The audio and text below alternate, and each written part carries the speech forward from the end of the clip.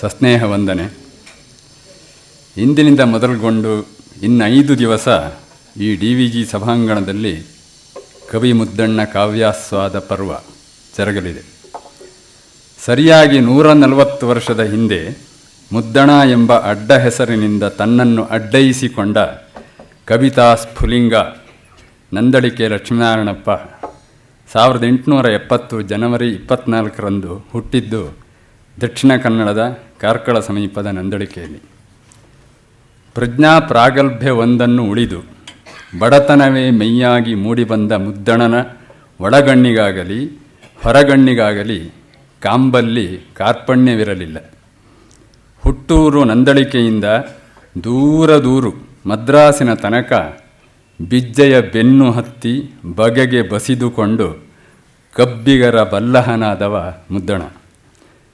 ಕೇವಲ 31 ವರ್ಷ 9 ದಿನವಷ್ಟೇ ಬಾಳಿದ, ಅಂದರೆ 1901 ಫೆಬ್ರವರಿ 2ರಂದು ಖಾಯಂ ಆಗಿ ಸ್ವಯಂದಪ್ಪಿದ ಸುಕುಮಾರ ಕವಿ. ಕವಿತಾ ನಿರ್ಮಾಣ ಕೌಶಲಕ್ಕೆ ವಾಂಶಿಕವಾದ ಆನುಪೂರ್ವಿ ಇಲ್ಲದೆ ಜನ್ಮಜಾತವಾದ ಲೋಕಾವಲೋಕನ ಕುತೂಹಲದಿಂದಲೇ ತನ್ನ ಭಾಷಾಧ್ಯಯನದ ಬಯಕೆಯ ಬುತ್ತಿಯನ್ನು ಭರ್ತಿ ಮಾಡಿಕೊಂಡು ಬಡಗನ್ನಡಿಗರಿಗೆ, ನಾವು ಒಪ್ಕೊಂಡಿದ್ದೇವೆ ಅದನ್ನು, ಬಡಗನ್ನಡಿಗರಿಗೆ ಭವಿಷ್ಯ ನಿಧಿಯಾಗಿ ಶ್ರೀರಾಮ ಪಟ್ಟಾಭಿಷೇಕ, ಅದ್ಭುತ ರಾಮಾಯಣ, ರಾಮಾಶ್ವಮೇಧ ಕೃತಿಕಲ್ಪವನ್ನು ಕೊಟ್ಟು ಕನ್ನಡ ಸಾಹಿತ್ಯದ ಮುಂಬೆಳಗ ವರ್ಣಶ್ರೀಯನ್ನು ಮುಂಗಾಣಿಸಿದ ಮುಂಗೋಡಿ ಮುದ್ದಣ. ಪಂಪರನ್ನಾದಿ ಸ್ಮರಣೀಯ ಕವಿಪಂಕ್ತಿಯಲ್ಲಿ ರತ್ನಾಕರವರ್ಣಿ 1565. ಆ ರತ್ನಾಕರವರ್ಣಿಯ ಅನಂತರ ಕಾಣಿಸಿಕೊಳ್ಳುವ ಹೊಳೆ ಮುತ್ತು ಮುದ್ದಣ, ಮುತ್ತಣ್ಣ, ಮುತ್ತಣ. ತನ್ನ ಸಂಸಾರದ ಹಿಡಿಹೊಟ್ಟೆಯ ಕೂಳ್ಪಾಡಿಗಾಗಿ ಅವಲಂಬಿಸಿದ್ದು ಮೇಷ್ಟ್ರಗಿರಿ, ಅದರಲ್ಲೂ ಡ್ರಿಲ್ ಮೇಷ್ಟ್ರು. ಅದಕ್ಕೆ ಕಾರಣ ಆತನ 5 ಅಡಿ 4 ಅಂಗುಲ ಎತ್ತರದ ಕರ್ಬನ್ನ ಕಾಠಿನ್ಯದ ಕಾಯಶಿಲ್ಪ. ಆತನಿಗಿದ್ದ ಮಸ್ತಾದ ಮೈಕಟ್ಟು ಹೆಚ್ಚಿನ ತರಬೇತಿಗಾಗಿ ಮಗುಳ್ದು ಮದ್ರಾಸಿಗೂ ಮುಟ್ಟಿಸಿತು. 1889ರಲ್ಲಿ 1889ರಲ್ಲಿ ಅಭ್ಯಸ್ತ ವ್ಯಾಯಾಮನಾದ ಲಕ್ಷ್ಮೀನಾರಾಯಣಪ್ಪ, ಅಂದರೆ ಕೋರ್ಸ್ ಮುಗೀತದೆ ಅಂತ, ಲಕ್ಷ್ಮೀನಾರಾಯಣಪ್ಪ ಉಡುಪಿಯ ಬೋರ್ಡ್ ಹೈಸ್ಕೂಲಿನಲ್ಲಿ ಡ್ರಿಲ್ ಮಾಸ್ತರ್ ಆಗಿ ನೇಮಕಗೊಂಡ. ಇದೆಲ್ಲ ಕೇವಲ ಹೊರಗಿನ ಕಸರತ್ತು, ಕೂಳಿನ ಪಾಡು. ಆದರೆ ಆತ ಅಂತತಃ ಕರಂಬರಿಯುತ್ತಿದ್ದುದು, ಕೂಳ್ಕುದಿಗೊಳ್ಳುತ್ತಿದ್ದುದು ಕಾವ್ಯ ಕಾಸಾರ ಕ್ರೀಡೆಗಾಗಿ. ಅವನಲ್ಲಿ ಹುಟ್ಟುಗೂಡಿ ಬಂದಿದ್ದ ಕಾವ್ಯ ದಾಹದ ತಣ್ಪಿಗೆ ತ್ವರೆಯನ್ನು ತೋರಿದವರು ವಿದ್ವದ್ ವ್ಯವಸಾಯಿಗಳಾದ ಮಳಲಿ ಸುಬ್ಬರಾಯರು, ಬವಲಾಡಿ ವೆಂಕಟರಮಣ ಹೆಬ್ಬಾರರು. ವ್ಯಾಕರಣ, ಪದಕೋಶ, ಕಾವ್ಯ, ಗದ್ಯ ಗ್ರಂಥಗಳನ್ನು ಹಗಲಿರುಳು ಓದಿ ಓದಿ ಓದಿ ತನ್ನ ಕಬ್ಬಿಲ್ಲಿನ, ಕಬ್ಬದ ಇಲ್ ಕಾವ್ಯಸೌಧ ಅಂತ, ಕಬ್ಬಿಲ್ಲಿನ ಒಂದೊಂದೇ ಇಟ್ಟಿಗೆ ಪೇರಿಸುತ್ತಾ ಹೋದ. ಸಂಸ್ಕೃತ ಹಾಗೂ ಹಳೆಗನ್ನಡದ ಮೇಲೆ ಸಿಕ್ಕಿದ ಹಿಡಿತವೇ ಮುದ್ದಣನನ್ನು ಆ ಕಾಲದ ಭಾಷಾ ಪರಿವೇಶದಿಂದ ಭಿನ್ನವಾದ ನೆಲೆಯತ್ತ ಹೊರಳುವಂತೆ ಪ್ರೇರಿಸುತ್ತಿತ್ತು. ಪ್ರಾಚೀನ ಕಾವ್ಯಕೃತಿಗಳ ಅಂತಃಸತ್ವವನ್ನು ಗರ್ಭೀಕರಿಸಿಕೊಂಡ ತನ್ನ ಬರೆವಣಿಗೆಯನ್ನು ಸಾಹಿತ್ಯ ಲೋಕ ಒಪ್ಪದು ಎಂಬ ಅನುಮಾನದಿಂದ ತನಗೆ ಒಂದು ಪ್ರಾಚೀನ ಕೃತಿ ದೊರೆತಿದೆ, ಅದನ್ನು ಪ್ರತಿ ಮಾಡಿ ಲಗತ್ತಿಸಿದ್ದೇನೆ, ಪ್ರಕಟಿಸುವ ಕೃಪೆಗಾಗಿ ಕಳಿಸುತ್ತಿದ್ದೇನೆ ಎಂದು ಅದ್ಭುತ ರಾಮಾಯಣ ಎನ್ನುವ ಕೃತಿಯನ್ನು 1/1/1895ರಲ್ಲಿ ಕಾವ್ಯಮಂಜರಿ ಪತ್ರಿಕೆಗೆ ಕಳಿಸಿದ್ದ.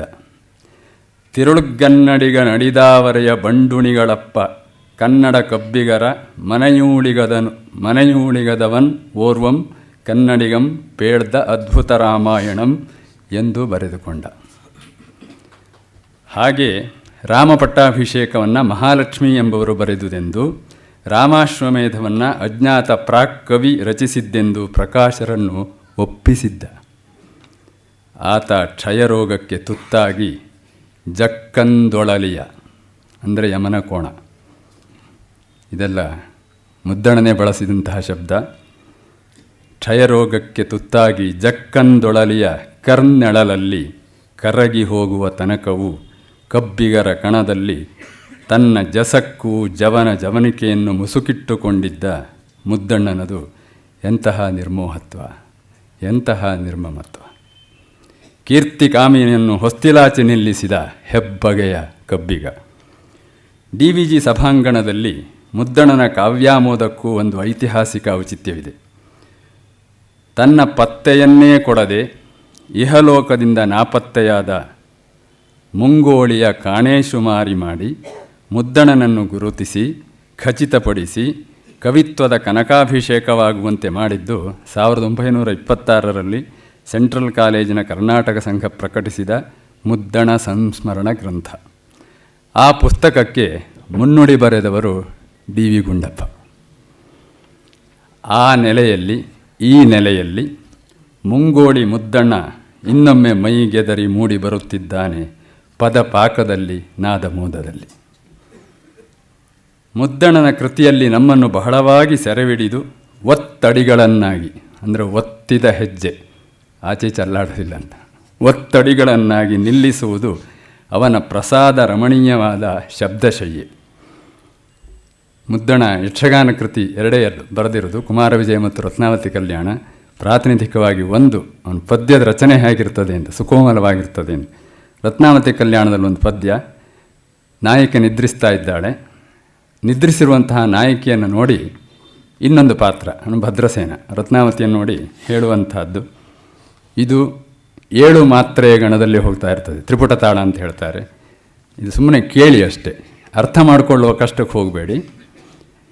ಏನ ನುಸುರಲಿ ಮಾನಿನಿಯ ಚಲುವಾನನದ ಪರಿಗೆ ಮದಗಜ ಯಾನೆ ಕೋಕಿಲ ಗಾನೆ ಸತಿಯ ನೂನ ಮೊಗಸಿರಿಗೆ ಮತ್ತುಡು ಸೇನೆಯಧಿಪತಿ ಬಾಣ ತ್ಯಜಿಸುತ್ತ ಲೀನಿ ತಂಬಿನಿಗೆ ನಿಟಿಲದಿ ಸಾನುರಾಗದೊಳ್ ತಾನೆ ಮೆರೆಯುತ ಪೂರ್ಣ ಕಳೆಯಸಗೆ ಇದಕನು ಮಾನವಿಲ್ಲವಿದೇನೆನಲು ಹಗೆ ಮಾನವಗೆ ತಾವು ಬೇನೆ ಪಡುವಂತೀ ನಳಿನಗಳು ನ್ಯೂನಗೊಂಡಿವೆ ಹೀನಿಸುತ್ತಲಾ ಏಣಧರನನು. ಇದು ಒಂದು ಪದ್ಯ. ಇದು ಅವನ ಸ್ವತಂತ್ರ ಬಂಧ, ಅದಕ್ಕೂ ಕೂಡ ಇವನೇ ಆಚಾರ್ಯ. ಇದರಲ್ಲಿ ನೀವು ಗಮನಿಸಿರಬಹುದು, ಏನ ಅಂತ ಶುರುವಾಗ್ತದೆ, ಅದು ಪ್ರಾಸಸ್ಥಾನ, ದೀರ್ಘ ಪ್ರಾಸ. 20 ಪ್ರಾಸಗಳಿದ್ದಾವೆ ನಾವು ಹೇಳಿದ್ರಲ್ಲಿ. ಇಷ್ಟನ್ನಲ್ಲಿ ಅವಲೀಲೆಯಲ್ಲಿ ರಚಿಸ್ತಿದ್ದಾನು. ಮುದ್ದಣನ ಗದ್ಯ ಓದಿದರೆ ಅಬದ್ಧ ಆದರೂ ಅಡ್ಡಿ ಇಲ್ಲ, 4 ಸಾಲು ನಡುಗನ್ನಡದಲ್ಲಿ ಹೊಸದು ಬಿಡಬೇಕು ಅಂತ ನಮ್ಮನ್ನು ಅದು ಟೆಂಪ್ಟ್ ಮಾಡ್ತದೆ. ಉದಾಹರಣೆಗೆ ರಾಮಾಶ್ವಮೇಧದ್ದು ಅದು ಯಾವ ಸಾಲು ಓದಿದರೂ ಚೆನ್ನಾಗಿರ್ತದೆ. ನಾನು ಸುಮ್ಮನೆ ಆಯ್ಕೆ ಮಾಡಿದ್ದೇನೆ. ಇದು ತೇಜಸ್ಪರ ವರ್ಣದಲ್ಲಿ ಬರುವಂಥದ್ದು, ಒಂದು ಬೀದಿ ಹೇಗಿತ್ತು ಅಂತ ಹೇಳುವಂಥದ್ದು. ಅದರಲ್ಲಿ ಕೆಲವು ಸಾಲು ಮಾತ್ರ. ಹಚ್ಚಡದ ಪೂವಿನಂಗಿಯ ಪಟ್ಟುಡೆಯ ಕಾಂಗಿನ ರಂಗಿನ ಚಂದಿರ ಗಾವಿಯ ಮಿಸುನಿ ಗಚ್ಚಿನ ಬಣ್ಣ ಸೀರೆಯ ದೂಸಿಗವರದರ ಮಳಿಗೆಯಂ. ಮಳಿಗೆ ಶಬ್ದ ಆಗಲೇ ಪ್ರಯೋಗಿಸಿದ್ದಾರೆ. ತಿಸುಳಿಯಂತೆ ಮುಕ್ಕಣ್ಣನುಂ ತೊವಲ್ಲು ಅದಯನುಂ, ತೊಗಲನ್ನು ಹೊದ್ದವನು, ತೊಗಲ್ಲು ಅದಯನುಂ ಮುಗಿಲಂತೆ ನೀರು ಒಡಲನುಂ ಎನಿಪ ತೆಂಗಾಯಿಂ. ಅಂಗಡಿಯಲ್ಲಿ ತೆಂಗಿನಕಾಯಿ ಇಟ್ಕೊಂಡಿದ್ರು. ಹರನೆಂತೆಂತು ಜಟಾಧರನುಂ ಹರಿ ಎಂತೆಂತು ಪೀತಾಂಬರಧಾರಿಯುಂ ಆಗಿರ್ಪ ನೀರುಳ್ಳಿಯಂ. ನೀರುಳ್ಳಿ ಹಾಗಿತ್ತಂತೆ, ಹರಿಹರ 2 ಇತ್ತಂತೆ. ಹೀಗೆ ಮುಂದೆ ಕೊಡಲಿಯಂ ಕಡಿವ ಉಳಿಯಿಂ ಕೀಸುವ ಕತ್ತಿಯಿಂ ಕೆತ್ತುವ ಆಣಿಯಿಂ ಬೆಟ್ಟುವ ಕರಗಸದಿಂ ಕೊರೆವ ಬಡಗಿರೆಡೆಯಿಂ. ಬಡಗಿಗಳು ಹೀಗಿದ್ರು. ಕಾಯಿಸುವ ಕರಗಿಸುವ ಎರೆವ ತಿದಿಯೊತ್ತುವ ಉರ್ದುವ ನೀರ್ಗುಡುವ ಬಡಿವ ಬಿಸುವ ಮಸೆವ ಸಣ್ಣಿಸುವ ನುಣ್ಣಿಸುವ ಸಾಣೆಯಿಡುವ ಕಮ್ಮರರ ಮುಂಗುಡಿಯಿಂ. ಕಮ್ಮಾರರ ಮುಂದಿನ ಗುಡಿ. ಪುರಂ ಕಣ್ಗಿಂಬಾದುದು. ಇದು ಮುದ್ದಣನ ಶೈಲಿ. ಅಂಥ ಬೆರಗುಬಟ್ಟನಾದ ಮುದ್ದಣನ ಒಂದು ಕೃತಿ, ಪದ್ಯಕೃತಿ ರಾಮಪಟ್ಟಾಭಿಷೇಕ, ವಾದನ ವಾಚನ ವ್ಯಾಖ್ಯಾನದ ಮೂಲಕ ಇಲ್ಲಿ ಸಂಪನ್ನಗೊಳ್ಳಲಿದೆ. ಐರೋಡಿ ಶಿವರಾಮಯ್ಯನವರು ಚಿತ್ರಿಸಿದಂತೆ ನಂದಳಕೆ ಲಕ್ಷ್ಮೀನಾರಾಯಣಪ್ಪ ದೃಢದೇಹಿ, ಅತಿ ಬಲಶಾಲಿ. ಒಂದೇ ಬಾರಿಗೆ 2 ಕೈಗಳಲ್ಲಿ 2 ಮುಡಿ ಅಕ್ಕಿ ಹೊತ್ತು ಒಯ್ಯುತ್ತಿದ್ದನಂತೆ. ಎಂಥ ಪರ್ಸನಾಲಿಟಿ ಇರಬೇಕು. ಒಂದೇ ಬಾರಿಗೆ 2 ಕೈಗಳಲ್ಲಿ 2 ಮುಡಿ ಅಕ್ಕಿ ಅವನು ಒಯ್ತಾ ಇದ್ದ. ತಮ್ಮ 2 ಕೈಗಳಲ್ಲಿ ಶಾಸ್ತ್ರಭಾರವನ್ನು ಕಾವ್ಯ ಕಲಾಭಾರವನ್ನು ಸಲೀಲವಾಗಿ ಎತ್ತಿ ಕಂದುಕೀಕರಿಸುವ ಚೆಂಡಾಗಿ ಕಾವ್ಯಶಾಸ್ತ್ರ ಲೀಲಾ ವಿನೋದರಾದ ಶತಾವಧಾನಿ ಡಾಕ್ಟರ್ ಆರ್ ಗಣೇಶ್ ಮುದ್ದಣನ ವ್ಯಾಖ್ಯಾತರು ಈ ಪ್ರವಚನದಲ್ಲಿ. ಭಾಷೆಯ ಸೊಗಸನ್ನು ಸೊಗಡನ್ನು ಕವಿ ಹೃದಯವನ್ನೂ ವಿವರಿಸುವ ಸಹೃದಯಿ ಗಣೇಶರಿಗೆ ಹಾರ್ದಿಕ ಸ್ವಾಗತ. ಮುದ್ದಣ ಹುಟ್ಟಿ ಬಾಲ್ಯ ಕಳೆದದ್ದು ನಂದಳಿಕೆ ಮಹಾಲಿಂಗೇಶ್ವರ ದೇವಾಲಯದ ಪ್ರಾಸಾದ ಪರಿವೇಶದಲ್ಲಿ. ಕವಿಯ ಕಾವ್ಯವನ್ನು ವಾಚಿಸಲು ಬಂದ ಚಂದ್ರಶೇಖರ ಕೆದಲಾಯರು ಇರುವುದು ಬ್ರಹ್ಮಾವರದ ಮಹಾಲಿಂಗೇಶ್ವರ ದೇವಾಲಯದ ಹೊರಸುತ್ತಲ್ಲಿ. ತಮ್ಮ ತಲೆಯಲ್ಲಿ ಸಾಹಿತ್ಯ ಸುಧಾಕರನನ್ನು ಗಾನ ಗಂಗೆಯನ್ನು ಧರಿಸಿದ ಚಂದ್ರಶೇಖರ ಕೆದಲಾಯರಿಗೆ ಹಾರ್ದಿಕ ಸ್ವಾಗತ. ಕೊಳಲ ಗಣ್ಣಿನಲ್ಲಿ ಕಾವ್ಯಧ್ವನಿಯ ರಸವಂತಿಕೆಯನ್ನು ಕಂಡು ನಾದ ತರಂಗದ ಮೂಲಕ ಹೊಮ್ಮಿಸಿ ಕವಿಕರ್ಮದ ಹೂರಣವನ್ನು ಹೊರತೆಗೆವ ಸಾಹಿತ್ಯ ಸಂಗೀತ ಸಾಹಿತ್ಯ ಪಕ್ಷೀಯರಾದ ಎಚ್.ಎಸ್. ವೇಣುಗೋಪಾಲ್ ಅವರಿಗೆ ಹಾರ್ದಿಕ ಸ್ವಾಗತ. ಮುದ್ದಣನ ವಂಶೀಯರೆಯಾಗಿ ಮುದ್ದಣನನ್ನು ಕ್ಷಣಕ್ಕೂ ಪುನರ್ನವಗೊಳಿಸುತ್ತಾ ಮುದ್ದಣನ ಸಾಹಿತ್ಯ ಶರೀರವನ್ನು ಕನ್ನಡ ಭಾಷಾಂಗಣದಲ್ಲಿ ಬೆಳಗಿಸಲು ಕಾಯೇನ ವಾಚಾ ಮನಸ ಶ್ರಮಿಸುತ್ತಿರುವ ನಂದಳಿಕೆ ಬಾಲಚಂದ್ರರಾಯರು ಇಲ್ಲಿ ಉಪಸ್ಥಿತರಿದ್ದಾರೆ. ಅವರಿಗೆ ಹಾರ್ದಿಕ ಸ್ವಾಗತ. ಇನ್ನೂ ಒಂದು ಸಂತೋಷದ ವಿಷಯ ಅಂತ ಹೇಳಿದರೆ, ಮುದ್ದಣ್ಣನ ಮಗನ ಮಗ ಮೊಮ್ಮಗ ಎನ್ ಸೀತಾರಾಮ್ ರಾವ್ ಇಲ್ಲಿ ಬಂದಿದ್ದಾರೆ. ಅವರ ಕುಟುಂಬದವರು ಇಲ್ಲಿದ್ದಾರೆ. ಇದು ನಿಶ್ಚಪ್ರಚವಾಗಿ ಸಂತಸದ ಸಂಗತಿ. ಅವರಿಗೆಲ್ಲವರಿಗೂ ಹಾರ್ದಿಕ ಸ್ವಾಗತ. ಮುದ್ದಣ್ಣನನ್ನು ಕಾಣಲು ಕೇಳಲು ಬಂದ ತಮಗೆ ಹಾರ್ದಿಕ ಸ್ವಾಗತ. ನಮಸ್ಕಾರ.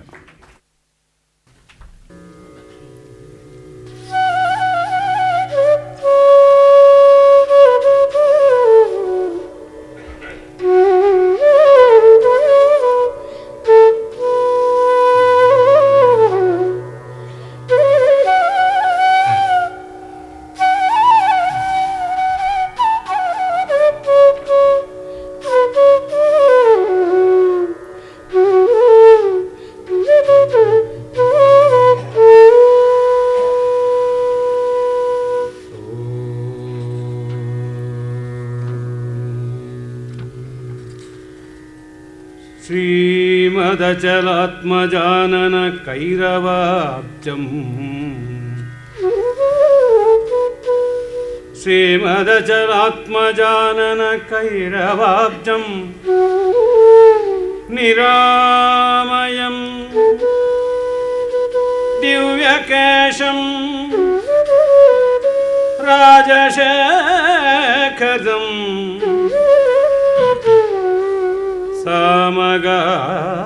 सामगानप्रियं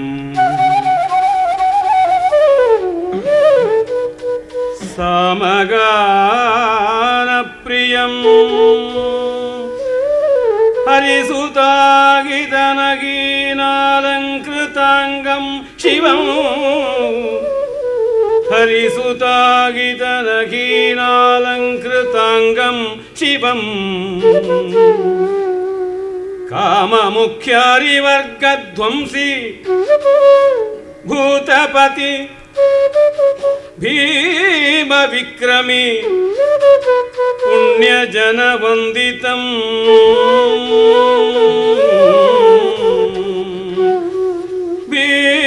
भीमविक्रमी पुण्यजनवन्दितं सदा रामनुलिदिगमग कामितार्थंगलं सदा रामनुलिदिगमग कामितार्थंगलं मंगलं गोत्रेश्वरं वलिदिगमग कामितार्थंगलं मंगलं गोत्रेश्वरं वलिदिगमग कामितार्थंगलं मंगलं सदा राम ಒಲಿದೀಗಮಗ ಕಾಮಿತಾರ್ಥಂಗಳಂ ಮಂಗಳಂ.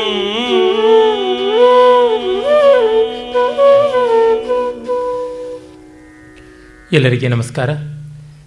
ಈಗಷ್ಟೇ ತುಂಬ ಹೃದಯಂಗಮವಾದ ಒಳ್ಳೆಯ ಕವಿಯ ಪರಿಚಯವನ್ನು ಕೂಡ ನಮ್ಮ ಶಂಕರಣ್ಣ ಉಪಾಧ್ಯಾಯರು ಮಾಡಿಕೊಟ್ಟಿದ್ದಾರೆ. ಹಾಗಾಗಿ ನಾನು ನೇರವಾಗಿ ಕಥಾಭಾಗಕ್ಕೆ ಬರುವ ಅನುಕೂಲತೆ ಬಂದಿದೆ.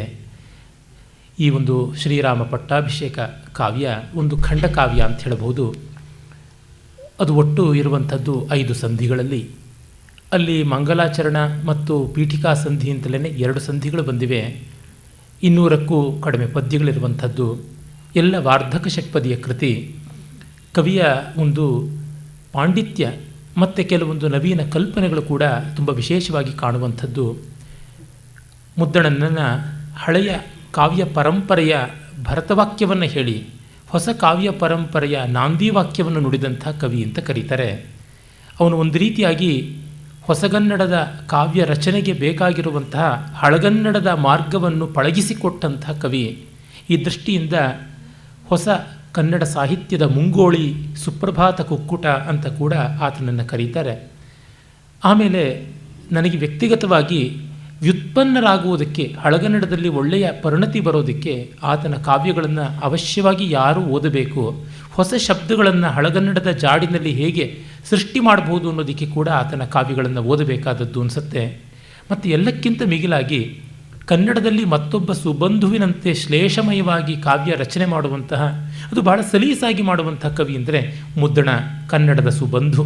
ಎಲ್ಲ ಅರ್ಥಗಳಲ್ಲಿಯೂ ಕನ್ನಡದ ಸುಬಂಧು ಅಂತ ಕರೀಬಹುದು. ಆಮೇಲೆ ನಮಗೆ ಸಹಜವಾಗಿ ಅಕಾಲದ ಮರಣ, ತುಂಬ ಬಡತನದ ಬದುಕು, ಅದರೊಳಗೂ ಸಾಹಿತಿ ಸೇವೆಯಲ್ಲಿ ತುಂಬ ಮೈತತ್ತುಕೊಂಡಂಥ ಮನಸ್ಸು, ಮತ್ತು ಆ ನೋವಿನಲ್ಲೂ ಹಾಸ್ಯ ಪ್ರಜ್ಞೆಯನ್ನು ಉಳಿಸಿಕೊಂಡಂಥ ಕಾವ್ಯ ರಚನಾ ಪದ್ಧತಿ, ಇವೆಲ್ಲ ಹೃದಯವನ್ನು ಸೆರೆ ಹಿಡಿದು ತುಂಬುವಂತಹ ಸಂದರ್ಭಗಳು. ಮತ್ತು ಆತ ತನ್ನ ಕಾವ್ಯವನ್ನು ಬೇರೊಬ್ಬರ ಹೆಸರಿನಲ್ಲಿ ಪ್ರಕಾಶನ ಮಾಡುವಂತಹ ಸ್ಥಿತಿ, ದುಸ್ಥಿತಿ, ದುರ್ಭರ ದುಸ್ಥಿತಿ ಬಂತಲ್ಲ. ಪುಣ್ಯವಶಾತ್ ತಾಯಿಯ ಹೆಸರಿನಲ್ಲಿ ಮಾಡಿದ್ದು, ಮಹಾಲಕ್ಷ್ಮಿ ಬರೆದಂಥದ್ದು ಇದು ಕಾವ್ಯ ಅಂತ. ಕರ್ನಾಟಕ ಕಾವ್ಯ ಮಂಜರಿ ಅಂತನ್ನುವ ಒಂದು ಕಾವ್ಯ ಮಾಲೆಯ ಪ್ರಕಟನ ಸಮಿತಿ ಇತ್ತು. ಮೈಸೂರು, ಬೆಂಗಳೂರುಗಳಲ್ಲಿ ಕೆಲಸ ಮಾಡ್ತಾ ಇತ್ತು. ಪ್ರಾಕ್ತನ ವಿಮರ್ಶನ ವಿಚಕ್ಷಣ ರಾವ್ ಬಹದ್ದೂರ್ ನರಸಿಂಹಾಚಾರ್ಯರು, ನರಸಿಂಹಾಚಾರ್ಯರು ಮತ್ತು SG ನರಸಿಂಹಾಚಾರ್ಯರು, ಇಬ್ಬರು ನರಸಿಂಹಾಚಾರ್ಯರು ಸೇರಿ ಪ್ರಾಚೀನ ಕನ್ನಡ ಕಾವ್ಯಗಳನ್ನು ಪ್ರಕಾಶನ ಮಾಡ್ತಾಯಿದ್ರು. ಅವರಿಬ್ಬರು DVG ಅವರಿಗೆ ತುಂಬ ಆತ್ಮೀಯರಾದಂಥವರು. SG ನರಸಿಂಹಾಚಾರ್ಯರು ಮತ್ತು ನರಸಿಂಹಾಚಾರ್ಯರು ಹಳಗನ್ನಡದಲ್ಲಿ ತಮ್ಮನ್ನು ತೆತ್ತುಕೊಂಡಿದ್ದಂಥ ವಿದ್ವನ್ಮಾನ್ಯರು. ನರಸಿಂಹಾಚಾರ್ಯರು ಐತಿಹಾಸಿಕ ಅಂಶಗಳ ಸಂಶೋಧನೆಯ ಕಡೆಗಾದರೆ SG ನರಸಿಂಹಾಚಾರ್ಯರು ಕಾವ್ಯ ಸ್ವಾರಸ್ಯ ವಿಮರ್ಶನಕ್ಕಾಗಿ ಸೇರಿ ದುಡಿತಾ ಇದ್ದಂಥದ್ದು. ಆಗ ಏನೂ ಅನುಕೂಲಗಳಿಲ್ಲದ, ಕನ್ನಡ ಕೊಂಡು ಓದುವಂಥವರೇ ಇಲ್ಲದ ಕಾಲದಲ್ಲಿ ಅತ್ಯಂತ ಪ್ರಾಚೀನ ಗ್ರಂಥಗಳನ್ನು, 1000 ವರ್ಷಗಳ ಕನ್ನಡ ಸಾಹಿತ್ಯ ಪರಂಪರೆಯನ್ನು ಉಜ್ಜೀವನ ಮಾಡೋದಕ್ಕೆ ದೊಡ್ಡ ಪ್ರಯತ್ನ ಮಾಡಿದ್ರು. ಇದಕ್ಕೆ ಹೋಲಿಕೆಯಾಗಿ ಹೇಳಬಹುದಾದದ್ದು ಮುಂಬೈನಲ್ಲಿ ಕಾಣತಕ್ಕಂಥ ನಿರ್ಣಯ ಸಾಗರ್ ಪ್ರೆಸ್ ಅಂತನ್ಬೋದು. ಆ ನಿರ್ಣಯ ಸಾಗರ ಪ್ರೆಸ್ನ ಪುಸ್ತಕಗಳು ಹೇಗೆ ಬಂದವೋ ಹಾಗೆ ಕರ್ನಾಟಕ ಕಾವ್ಯ ಮಂಜರಿಯ ಪುಸ್ತಕಗಳು ಕೂಡ ಬಂದವು. ಅಲ್ಲಿ ಮುದ್ದಣ ಅಂದರೆ ಲಕ್ಷ್ಮೀನಾರಾಯಣಪ್ಪನವರು, ನಂದಳಕಿಯವರು, ಒಬ್ಬ ಕವಯಿತ್ರಿ, ಪ್ರಾಚೀನ ಕವಯಿತ್ರಿಯ ಒಂದು ಕಾವ್ಯದ ಪ್ರತಿಯನ್ನು ನಾನು ಇವಾಗ ಕಳಿಸ್ತಾ ಇದ್ದೀನಿ ಅಂತ ಹೇಳಿಬಿಟ್ಟಿದ್ರು. ಕಳಿಸಿಕೊಟ್ಟರು. ಅಲ್ಲಿ ಒಂದು ಕಡೆಗೆ ಈ ಕಾವ್ಯ ಭಾಗ ತ್ರುಟಿತವಾಗಿದೆ ಅಂತಾರೆ 3ನೇ ಸಂಧಿಯ ಆರಂಭದಲ್ಲಿ. ಕಥಾಭಾಗ ಏನೂ ವಿಚ್ಛಿನ್ನವಾಗಿಲ್ಲ. ಆದರೆ ಪ್ರಾಚೀನ ಕಾವ್ಯ ಅಂತ ನಂಬಬೇಕು ಅಂದರೆ ಇಲ್ಲಿ ಗ್ರಂಥಪಾತ ಆಗಿದೆ ಅಂತ ಅನ್ನೋದನ್ನು ತೋರ್ಪಡಿಸಬೇಕು. ಹೀಗಾಗಿ ಪಾಪ ಆ ಥರ ಎಲ್ಲ ಶೀರ್ಷಾಸನ ಹಾಕಿ ತನ್ನ ಕವಿತೆ ಬೆಳಕು ಕಂಡರೆ ಸಾಕು ಅಂತ. ಕವಿ ರವಿಯೇ ಕಾಣದ್ದನ್ನೆಲ್ಲ ಕಂಡಾಯಿತು. ಆದರೆ ಕವಿ ಕಂಡದ್ದನ್ನು ರವಿಯೇ ಕಾಣದಂಥ ಸ್ಥಿತಿ ಬಂದಿತ್ತಲ್ಲ, ಬೆಳಕು ಕಾಣದ ಸ್ಥಿತಿ ಬಂದಾಗ ಹಾಗೆ ಮಾಡ್ತಾಯಿದ್ರು. ಈಗ ಇಂಟರ್ನೆಟ್ ಇದೆ, ಬ್ಲಾಗ್ ಇದೆ, ಬೊಗಳೆ ಇದೆ, ಏನೆಲ್ಲ ಇದೆ, ಏನೇನೂ ಗೊತ್ತಿಲ್ಲದ ಐವುಣ್ಣಗಳು ತಿಳಿಯದ ದೇವಾನಾಂ ಪ್ರಿಯರುಗಳು ಕನ್ನಡದಲ್ಲಿ ಏನನ್ನೂ ಬರೆದು ಕನ್ನಡ ಅಂತ ಸಾಧಿಸುವಂತಹ ಸಂದರ್ಭ ಉಂಟಾಗಿದೆ. ಈಗಂತೂ ಅದೇನೋ ಇವತ್ತು ಮಧ್ಯಾಹ್ನ ಕೆಲವರು ಗೆಳೆಯರು ಹೇಳ್ತಾ ಇದ್ರು, ಕನ್ನಡದಲ್ಲಿ ಬರೆಯೋದಕ್ಕೆ ಶುರು ಮಾಡಿದ್ರೆ ಸಾಕು, ಸರ್ಕಾರವೇ 100,000 ಪ್ರತಿಗಳನ್ನು ಕೊಂಡುಕೊಳ್ಳುತ್ತದೆ, ಅದಕ್ಕೆ ಪ್ರೋತ್ಸಾಹ ಧನ ಕೊಡುತ್ತದೆ ಅಂತ ಹೇಳ್ಬಿಟ್ಟು ಕನ್ನಡದ ಲಿಪಿಯಲ್ಲಿದ್ದರೆ ಸಾಕು ಅದು ಕನ್ನಡ ಅಂತ ಒಪ್ಪಿಕೊಳ್ತಕ್ಕಂಥ ಸ್ಥಿತಿ, ಅಪ್ಪಿಕೊಳ್ಳುವಂಥ ದುಸ್ಥಿತಿ ಬಂದಿದ್ದೆ. ಈ ಕಾಲದಲ್ಲಿ ಮುದ್ದಣ ಇದ್ದಿದ್ದರೆ ಪಾಪ ಆತನ ಕಾವ್ಯ ಯಾರು ಓದ್ತಾ ಇರಲಿಲ್ಲ ಅನಿಸುತ್ತೆ. ಯಾಕೆಂದರೆ ಈಗ ಓದೋದಕ್ಕೆ ಆ ಕಾವ್ಯಗಳಿಗೆ ಯಾವ ಸಂಸ್ಕಾರ, ಯಾವ ಪುರುಸತ್ತು ಎಲ್ಲಿ.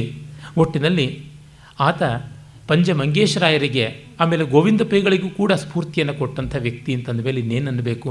ಗೋವಿಂದ ಪೈಗಳು ತಾವು ಬರೆದ ಮೊದಲ ಕವಿತೆಗಳನ್ನು ಇವರು ಲಕ್ಷ್ಮೀನಾರಾಯಣಪ್ಪನವರಿಗೆ ಕಳಿಸಿ ಅವರ ಅಭಿಪ್ರಾಯವನ್ನು ಸ್ವೀಕರಿಸ್ತಾ ಇದ್ದರು ಅಂತ ಅವರು ಬರ್ಕೊಂಡಿದ್ದಾರೆ. ಇದು ಒಂದು ರೀತಿಯಾಗಿ ದಕ್ಷಿಣ ಕನ್ನಡದ ಈ 3 ಕವಿಗಳನ್ನು ನಾವು ನೋಡ್ಬೋದು. ನಂದಳಕಿಯವರು, ಪಂಜಿಯವರು ಮತ್ತು ಗೋವಿಂದ ಪೈಗಳು. ಹಾಗೆ ಆ ಹಳಗನ್ನಡದ ಪರಿಣತಿ ಪ್ರೌಢಿಮೆ ಬೆಳೆದು ಬಂದದ್ದು. ಈ ಎಲ್ಲ ಹಿನ್ನೆಲೆಯಲ್ಲಿ ಈ ಕಾರ್ಯಕ್ರಮ ತುಂಬ ಹೃದಯ ಸ್ಪರ್ಶಿಯಾದದ್ದು. ಜೊತೆಗೆ ಕವಿ ಕುಲದವರಿದ್ದಾರೆ, ಕವಿ ಕುಲದವರೂ ಇದ್ದೀರಾ.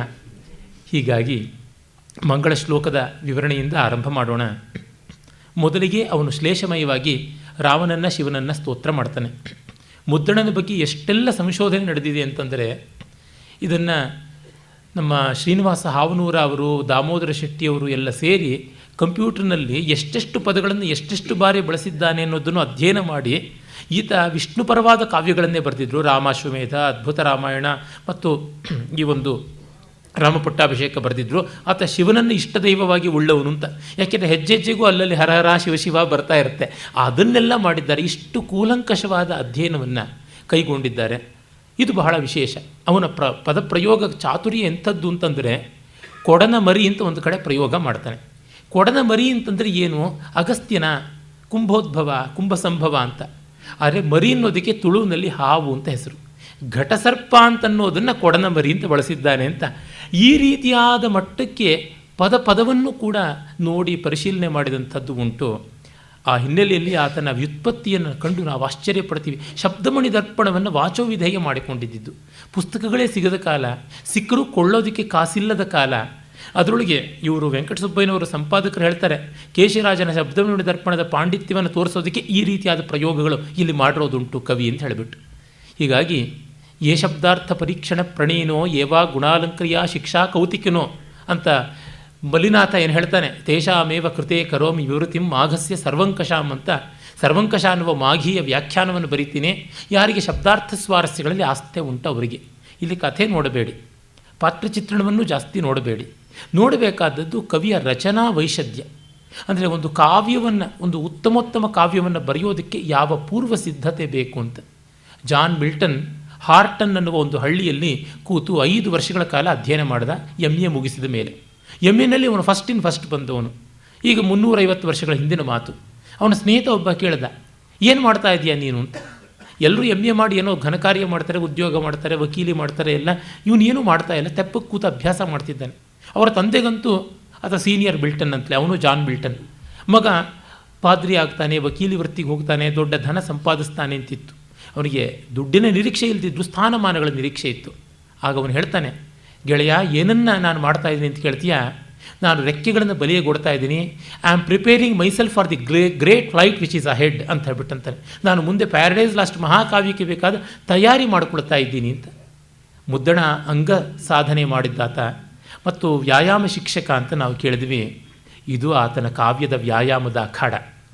ಹಾಗಾಗಿ ಪ್ರತಿ ಪದ್ಯದಲ್ಲಿಯೂ ಶ್ಲೇಷ ಅನ್ನುವಂಥ ದಂಡಗಳನ್ನು 2 ಕೈಯಿಂದಲೂ ಗರಗರ ಗರಗರ ಗದೆಯಂತೆ ತಿರುಗಿಸಬಲ್ಲ.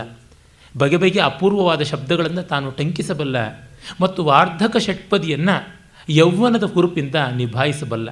ಈಗ ನೋಡಿ, ಆರಂಭದಲ್ಲಿಯೇ ಶಿವ ಮತ್ತು ರಾಮ ಇವರಿಬ್ಬರ ಶ್ಲೇಷವನ್ನು ಮಾಡ್ತಾ ಇದ್ದಾನೆ. ಶ್ರೀಮದಚಲಾತ್ಮಜಾನನ ಕೈರವಾಬ್ಜಂ ನಿರಾಮಯಂ ದಿವ್ಯಕೇಶಂ ರಾಜಶೇಖರಂ ಸಾಮಗಾನ ಪ್ರಿಯಂ ಹರಿಸುತ ಅಹಿತನ್ ಅಹೀನ ಅಲಂಕೃತಾಂಗಂ ಶಿವಂ ಕಾಮ ಮುಖ್ಯ ಅರಿವರ್ಗಧ್ವಂಸಿ ಭೂತಪತಿ ಭೀಮ ವಿಕ್ರಮಿ ಪುಣ್ಯಜನ ವಂದಿತಂ ಸದಾರಾಮನ್ ಒಲಿದು ಯಮಗೀಗೆ ಈಗೆ ಯಮಗೆ ಕಾಮಿತಾರ್ಥಂಗಳಂ ಮಂಗಳಂ ಗೋತ್ರೇಶ್ವರಂ. ಇಲ್ಲಿ ಮೊದಲಿಗೆ ಶಿವಪರವಾದ ಅರ್ಥ ಹೇಳ್ತೀನಿ. ಶ್ರೀಮತ್ ಅಚಲ ಆತ್ಮಜ ಆನನ ಕೈರವಾಬ್ಜಂ, ಮಂಗಳಮಯವಾದ ಅಚಲ ಪರ್ವತದ ಆತ್ಮಜೆಯಾದ ಪಾರ್ವತಿಯ ವದನ ಅನ್ನುವಂಥ ಕೈರವ ಅಂದರೆ ಕನ್ನೈದೆಲೆಗೆ ಅಬ್ಜ ಅಂತಂದರೆ ಚಂದ್ರ ಇದ್ದಂತೆ. ಅಬ್ಜ ಅನ್ನೋದಕ್ಕೆ ಕಮಲ ಅಂತಲೂ ಒಂದು ಅರ್ಥ ಬರುತ್ತೆ. ಇಲ್ಲಿ ಒಂದು ವಿರೋಧಾಭಾಸ. ಅವಳ ಮುಖ ಅನ್ನುವ ನೈದೆಲೆಗೆ ಕಮಲ ಅಲ್ಲ. ಅಪ್ಸು ಜಾತಃ ಅಬ್ಜ ಚಂದ್ರ. ಅಬ್ಜ ಪುಲ್ಲಿಂಗವಾದರೆ ಚಂದ್ರ, ಅಬ್ಜಂ ನಪುಂಸಕಲಿಂಗವಾದರೆ ಕಮಲಂ ಅಂತ ಆಗುತ್ತದೆ. ಕನ್ನಡದಲ್ಲಿ ಆ ಪ್ರತ್ಯಯ ವ್ಯವಸ್ಥೆ ತೊಡಕಿಲ್ಲವಾದ್ದರಿಂದ ಅಬ್ಜ ಅಂತಂದರೆ ನಮಗೆ ನೇರವಾಗಿ ಚಂದ್ರ ಮತ್ತು ಕಮಲ ಎರಡೂ ಆಗುತ್ತದೆ. ಆದರೆ ಅಬ್ಜಂ ಅಂತಂದರೆ ಇಲ್ಲಿ ಚಂದ್ರ ಅಂತ ಮಾಡ್ಕೊಳ್ಬೇಕು.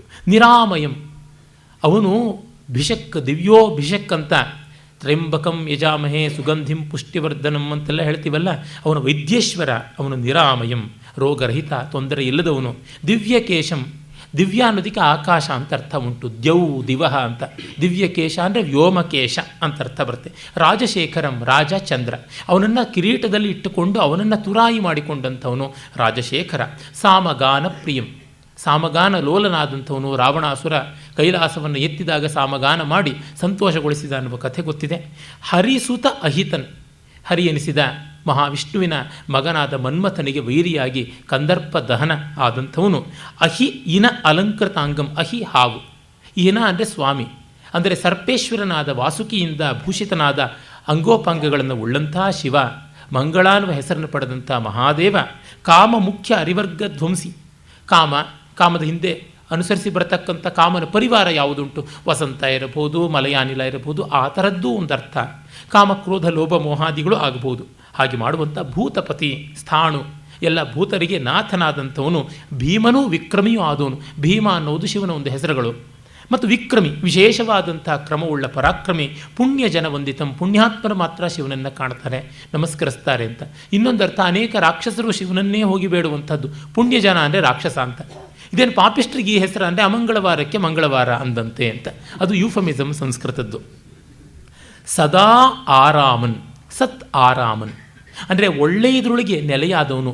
ಸದಹ ಆರಾಮ ಅಂದರೆ ಸತ್ ಅನ್ನುವ ಶಾಶ್ವತವಾದ ಪದವಿಯಲ್ಲಿ ಸ್ಥಾನದಲ್ಲಿರುವ ಸಚ್ಚಿದಾನಂದ ಶುದ್ಧ ನಿಷ್ಕಲ ಬ್ರಹ್ಮನಾದವನು, ಬ್ರಹ್ಮವೇ ಆದವನು.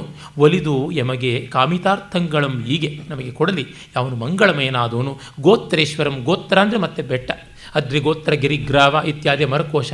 ಗೋತ್ರೇಶ್ವರ ಅಂದರೆ ಬೆಟ್ಟಗಳ ಒಡೆಯ, ಗಿರೀಶ ಅಂತ ಹೆಸರಾದವನು. ಇನ್ನು ರಾಮನಿಗೆ ಶ್ರೀಮತ್ ಅಚಲಾ ಆತ್ಮಜ, ಅಲ್ಲಾಡದೇ ಇರುವ ಭೂಮಿಯ ಆತ್ಮಜೆಯಾದ ಸೀತೆಯ ಮುಖ ಅನ್ನುವ ನೈದಿಲೆಗೆ ಅಬ್ಜ ಚಂದ್ರ ಇದ್ದಂತೆ ಅವನು ರಾಮಚಂದ್ರ. ನಿರಾಮಯಂ, ಯಾವುದೇ ನೋವು ತೊಂದರೆ ತೊಡಕು ತೋಟಿ ಇಲ್ಲದವನು. ದಿವ್ಯಕೇಶಂ, ಸುಂದರವಾದ ತಲೆಕೂದಲನ್ನು ಉಳ್ಳಂಥವನು.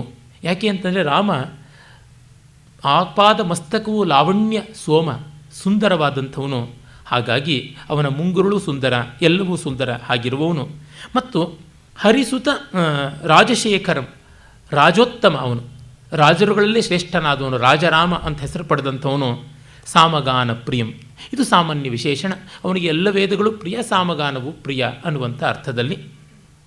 ಮತ್ತು ಇನ್ನೊಂದು ಅರ್ಥ ಮಾಡ್ಬೋದು, ಸಾಮ ಅನ್ನುವ ನೀತಿಯನ್ನು, ಗಾನ ಅನ್ನುವ ಕಲೆಯನ್ನು ಎರಡನ್ನೂ ಒಪ್ಪಿಕೊಂಡಂಥವನು ಅಂತ.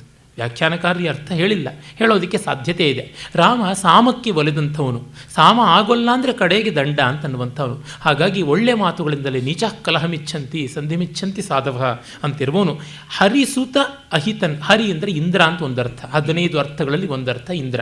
ಹರಿಸುತನಾದ ಇಂದ್ರಸುತನಾದ ವಾಲಿಗೆ ಅಹಿತನಾದವನು. ಮತ್ತು ಅಹೀನ ಅಂತಂದರೆ ಹೀನವಲ್ಲದ ಅಲಂಕಾರದಿಂದ ಕೂಡಿರತಕ್ಕಂಥವನು. ಅವನ ಅಲಂಕಾರ ಯಾವುದು ಕಳಪೆ ಅಲ್ಲ ಅಂತ. ಕೌಸ್ತುಭದಂಥ ದಿವ್ಯಮಣಿಯಿಂದ ಅಲಂಕೃತನಾದವನು. ಈ ರೀತಿಯಾಗಿ ಉತ್ತಮೋತ್ತಮವಾದಂತಹ ಸ್ವರ್ಣರತ್ನ ಇತ್ಯಾದಿ ಆಭರಣಗಳಿಂದ ಅಲಂಕೃತನಾದವನು. ಶಿವಂ ಮಂಗಳಮಯ, ಕಾಮಕ್ರೋಧ ಮೊದಲಾದ ಅರಿಷಡ್ವರ್ಗವನ್ನು ಗೆದ್ದಂಥವನು. ಭೂತಪತಿ ಅಂದರೆ ಇರುವ ಜಗತ್ತಿನ ಜೀವರಾಶಿಗಳಿಗೆಲ್ಲರಿಗೂ ಒಳ್ಳೆಯ ನಾಯಕನಾದಂಥವನು. ಭೀಮ ವಿಕ್ರಮಿ, ಯುದ್ಧದಲ್ಲಿ ಎದೆಗಡಿಸ್ತಕ್ಕಂತಹ ವೈರಿಗಳನ್ನು ಭಯಪಡಿಸುವಂತಹ ಅಮೋಘ ವಿಕ್ರಮವನ್ನು, ಪರಾಕ್ರಮವನ್ನು ಉಳ್ಳಂಥವನು. ಅಮೋಘ ಬಾಣ ಅವನದು. ಪುಣ್ಯ ಜನ ವಂದಿತಂ, ಪುಣ್ಯಾತ್ಮರಿಂದ ವಂದಿತ. ಮತ್ತು ರಾಕ್ಷಸರು ಕೂಡ ವಿಭೀಷಣನ ನೇತೃತ್ವದಲ್ಲಿ ಅವನಿಗೆ ನಮಸ್ಕಾರ ಮಾಡಿದರು. ಸದಾ ರಾಮನ್, ಅಂತಹ ರಾಮನ್ ಒಲಿದು ಯಮಗೀಗೆ ಕಾಮಿತಾರ್ಥಂಗಳಂ, ಮಂಗಳಮಯವಾದಂಥವನು. ಗೋತ್ರೇಶ್ವರ ಅಂತಂದರೆ ಒಂದು ಗೋತ್ರಕ್ಕೆ ಯಾವ ಒಂದು ಸಮೂಹ ಉಂಟು, ಆ ಸಮೂಹಕ್ಕೆ ಗೋತ್ರ, ಗೋಷ್ಠ ಇತ್ಯಾದಿ ಸಮೂಹವಾಚಿ ಶಬ್ದಗಳು, ಅವಕ್ಕೆ ಒಡೆಯನಾದವನು. ಅನೇಕ ಸಮೂಹಗಳಿಗೆ ಶ್ರೇಣಿ, ಪೂಗ ಇತ್ಯಾದಿಗಳನ್ನು ಹೇಳ್ತಾರೆ, ಗಿಲ್ಡ್ಸ್ ಅಂತ, ಅವಕ್ಕೆಲ್ಲ ಒಡೆಯನಾದವನು ನಮ್ಮನ್ನು ಕಾಪಾಡಲಿ ಅಂತ. ಈ ಒಂದು ಪದ್ಯ ಅರ್ಥ ಮಾಡೋದಕ್ಕೆ ಎಷ್ಟು ಕೋಶಗಳ ಬಲ ಬೇಕು, ಪುರಾಣ ಕಥೆಗಳ ಬೆಂಬಲ ಬೇಕು ಅಂತ ನೋಡಿದ್ರೆ ವ್ಯುತ್ಪಾದಕವಾದದ್ದು ಕಾವ್ಯ ಅಂತ. ಸುಮ್ಮನೆ ಅರ್ಥವಾಗುವಂಥದ್ದು ಬಣ್ಣದ ತಗಡಿನ ತುತ್ತೂರಿ, ಅದು ಒಳ್ಳೆಯದೇ, ನಾನು ಅದನ್ನು ಆಸೆಪಟ್ಟು ಕಲಿತವನೇ. ಆದರೆ ಅದಾದ ಮೇಲೂ ಇರುತ್ತೆ. ಕಡಲೆಪುರಿ ತಿಂದುಕೊಂಡೇ ಇರುವುದಕ್ಕೆ ಹೇಗೆ ಸಾಧ್ಯವಾಗುತ್ತದೆ? ಆಮೇಲೂ ಕಷ್ಟವಾಗುವುದು ಜೀರ್ಣಕ್ಕೆ ಅಂತಂದರೂ ಕೂಡ ಅವರೇ ಕಾಳನ್ನು ತಿನ್ನಬೇಕು, ಉಪ್ಪಿಟ್ಟು ಮಾಡಿಕೊಳ್ಬೇಕು, ಅದಕ್ಕೆ ಮೆಣಸು, ಶುಂಠಿ, ಹಿಪ್ಪಲಿ ಹಾಕ್ಕೊಳ್ಬೇಕು, ತಿನ್ನಬೇಕು, ಜೀರ್ಣಿಸಿಕೊಳ್ಬೇಕು, ವಾತ ಪ್ರಕೋಪದಿಂದ ಒದ್ದಾಡಬಾರದು. ಹೀಗೆ ಗಟ್ಟಿಯಾದ ಕಬ್ಬಿಣದ ಕಾಳನ್ನು ಅರಗಿಸಿಕೊಳ್ಳುವಂಥ ಶಕ್ತಿ ಬೇಕು ಅನ್ನುವಂಥದ್ದು. ಪ್ರತಿಪದ್ಯವೂ ಶ್ಲೇಷಮಯವಾದದ್ದು. ಇಲ್ಲಿ ಕೇವಲ ಸ್ಯಾಂಪಲ್ ಮಾದರಿಗಾಗಿ ಒಂದೆರಡು ಪದ್ಯಗಳನ್ನು ನೋಡ್ತೀವಿ. ಆಮೇಲೆ ಇನ್ನೊಂದು, ಇಲ್ಲಿ ಒಟ್ಟು ನಾಂದಿಯಲ್ಲಿ 9 ಪದ್ಯಗಳು ಉಂಟು. ಅಲ್ಲಿ ಮೊದಲಿನ ಪದ್ಯಗಳ ಮೊದಲ ಅಕ್ಷರಗಳನ್ನು, ಅಂದರೆ ಆದ್ಯಕ್ಷರ ಅಕ್ರಾಸ್ಟಿಕ್ಸ್ ಅಂತ ಏನಿದೆ ಅವುಗಳನ್ನು ಜೋಡಿಸಿದರೆ ಶ್ರೀರಾಮಚಂದ್ರಾಯ ನಮಾಮಿ ಅಂತ ಬರ್ತದೆ. ಮುದ್ದಣ ಪಾಪ ಸಂಸ್ಕೃತ ವ್ಯಾಕರಣವನ್ನು ಕಲಿತಿದ್ರೋ ಇಲ್ಲವೋ ಗೊತ್ತಿಲ್ಲ. ಈ ಮಟ್ಟದ ವ್ಯಾಕರಣ ಅಂತೂ ಗೊತ್ತಿತ್ತು ಅನಿಸುತ್ತೆ. ಶ್ರೀರಾಮಚಂದ್ರಂ ನಮಾಮಿ ಅಂತಾಗಬೇಕು, ದ್ವಿತೀಯ ವಿಭಕ್ತಿ ಬರಬೇಕು, ಅಥವಾ ಶ್ರೀರಾಮಚಂದ್ರಾಯ ನಮಃ ಅಂತಾಗಬೇಕು. ಆದರೆ ಮಹಾಯಿಂದ ಯಾವ ಪದ್ಯವನ್ನು ಬರೆಯೋದಕ್ಕೆ ಯಾರಿಗೂ ಆಗೋದಿಲ್ಲ. ಹೀಗಾಗಿ ಶ್ರೀರಾಮಚಂದ್ರಂ ನಮಾಮಿ ಅಂತ ಆ ರೀತಿಯಾಗಿ ಬಂದಿರಬೇಕು ಅಂತನ್ಸುತ್ತೆ. ಈ ರೀತಿಯಾದ ಒಂದು ಕಷ್ಟಕರವಾದ ಸಂಗತಿ, ಯಾಕೆಂದರೆ ದ್ರಾಯಿಂದ ಆರಂಭ ಮಾಡೋದಿದೆಯಲ್ಲ ಪದ್ಯ, ತುಂಬ ಕಷ್ಟ. ಅಲ್ಲಿ ಮುಂದೆ ದ್ರಾವಕಂ ವಿನತಾತ್ಮ ಬಂಧ್ವಸಚ್ಚರಿತ ವಿದ್ರಾವಕಂ ನಾಗಾವೃತಾಂಗಂ ದಯಾ ದ್ರಾವಕರಕಂ ಅಂತ ಯಮಕಾಲಂಕಾರವನ್ನು ದ್ರಾವಕಂ ಅಂತ ಮಾಡಿದ್ದಾರೆ. ಆ ಥರದ್ದಕ್ಕೆಲ್ಲ ತುಂಬ ವ್ಯುತ್ಪತ್ತಿ ಬೇಕು. ಇನ್ನು ಮುಂದೆ ಸರಸ್ವತಿಯ ಸ್ತುತಿಯನ್ನು ಮಾಡುವುದನ್ನು ಕೇಳೋಣ.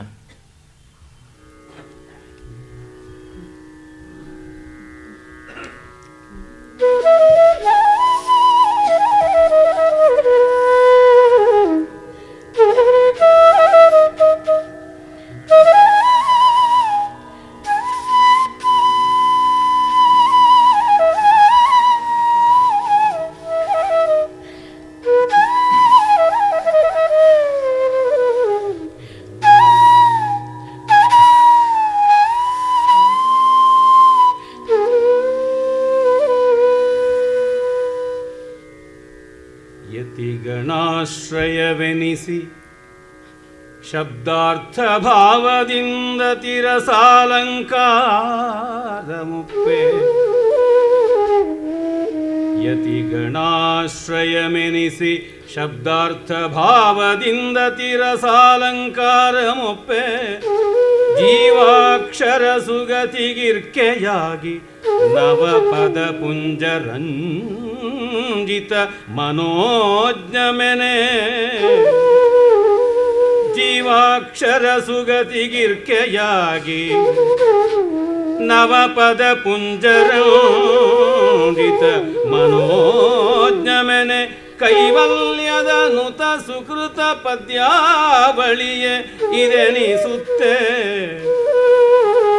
ವಸುಮತಿಗೆ ವಿಭುದರ್ಕಳಿಂ ಸಂಭಾವ್ಯಮಾಗೆ. ಭಾರತಿಯೊಲಿದ ಜಸ್ರಮೆನಗಿಷ್ಟಾರ್ಥಮಿತ್ತು ತಾನಿರ್ಕೆ ಮಚ್ಚಿಕ್ವಾಗ್ರದಿ. ಯತಿಗಣಾಶ್ರಯಮೆನಿಸಿ ಶಬ್ದಾರ್ಥ ಭಾವದಿಂದ ತಿರಸಾಲಂಕಾರ ಮೊಪ್ಪೆ. ಜೀವಾಕ್ಷರ ಸುಗತಿಗಿರ್ಕೆಯಾಗಿ ನವಪದ ಪುಂಜರಂಜಿತ ಮನೋಜ್ಞಮೆನ್. ಕೈವಲ್ಯದ ನುತ ಸುಕೃತ ಪದ್ಯಾವಳಿಯ ಇದೆನಿಸುತ್ತೆ. ವಸುಮತಿಗೆ ವಿಭುದರ್ಕಳಿಂ ಸಂಭವ್ಯವಾಗಿ. ಭಾರತಿಯೊಲಿದ ಜಸ್ರಮೆನಗಿಷ್ಟಾರ್ಥಮಿತ್ತು ತಾನಿರ್ಕೆ ಮಚ್ಚಿಕ್ವಾಗ್ರದಿ. ಭಾರತಿಯೊಲಿದ ಜಸ್ರಮೆನಗಿಷ್ಟಾರ್ಥಮಿತ್ತು ತಾನಿರ್ಕೆ ತಾನಿರ್ಕೆ ತಾನಿರ್ಕೆ ಮಜ್ಜಿಕ್ವಾಗ್ರದಿ ಭಾರತಿ.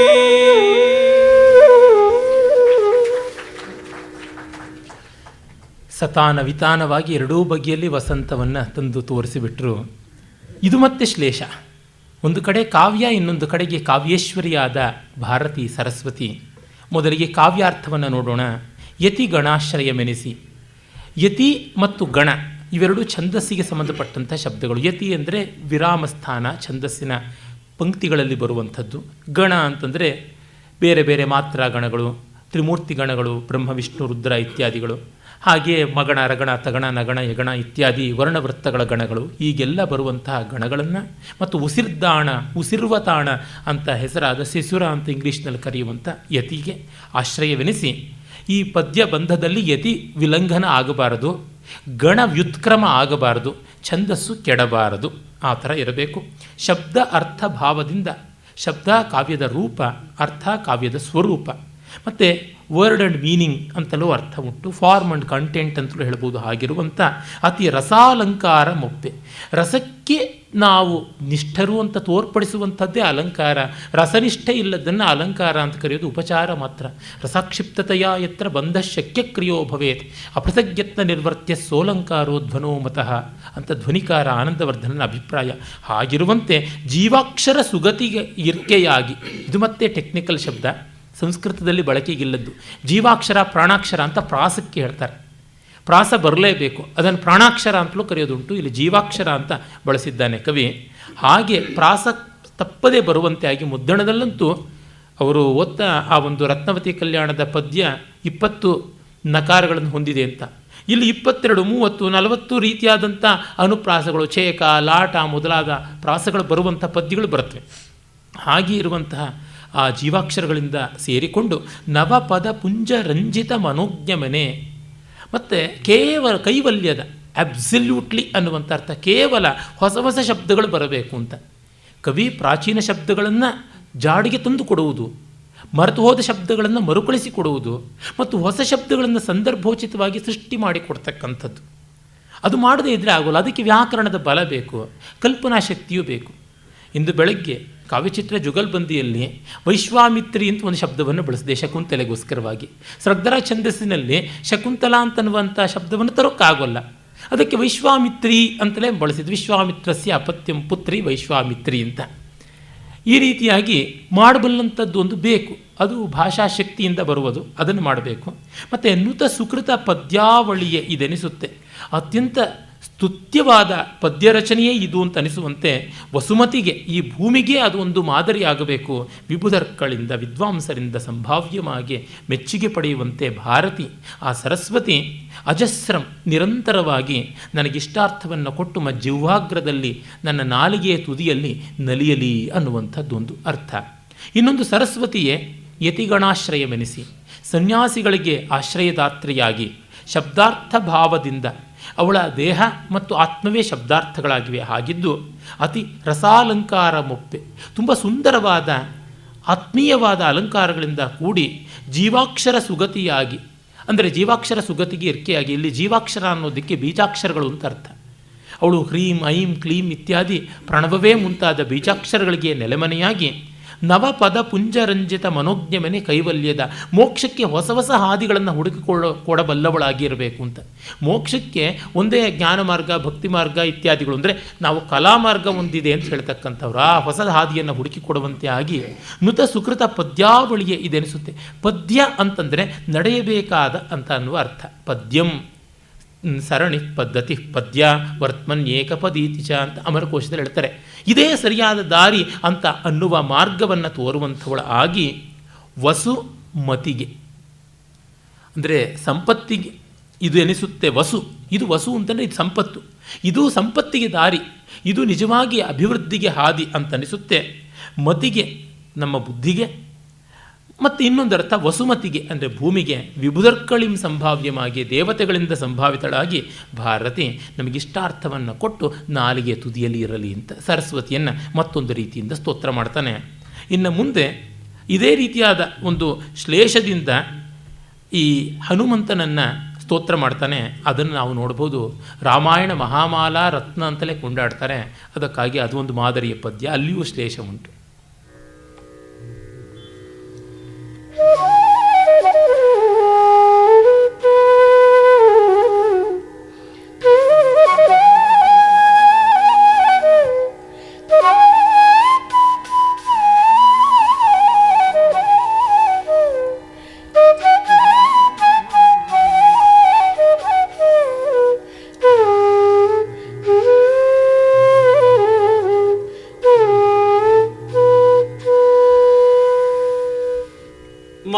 മാരകരനം ശ്രവണൽ അംബികാത്മജനാഗി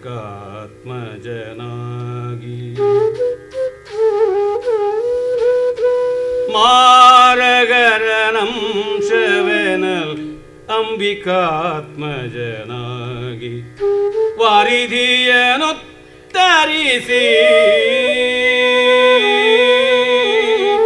ಲಂಕೆಯಂ ಪಕ್ಕು ಪರನಾರಿಯಂ ಬಯಸಿದ ಸುರನ ಗರ್ವ ಮಮ್ಮುರಿದು ಕಾಲ ಖಳರ ಮಡುಕಿ ವೀರಸೇನಾನಿಕರ ಮೆಸೆವ ಪೊಳಲುರಿಪಿ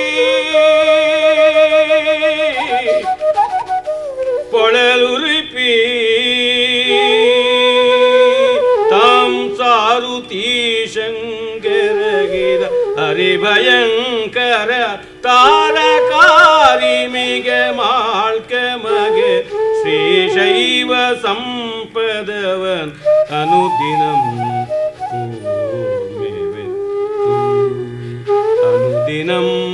ಕೂರ್ಮೆವೆತ್ತು ಅನುದಿನಂ ಕೂರ್ಮೆವೆತ್ತು ತಾರಕಾರಿ ಮಿಗೆ ಮಾಳ್ಕೆ ಮಗೆ ಶ್ರೀಶೈವ ಸಂಪದವನ್ ಅನುದಿನಂ.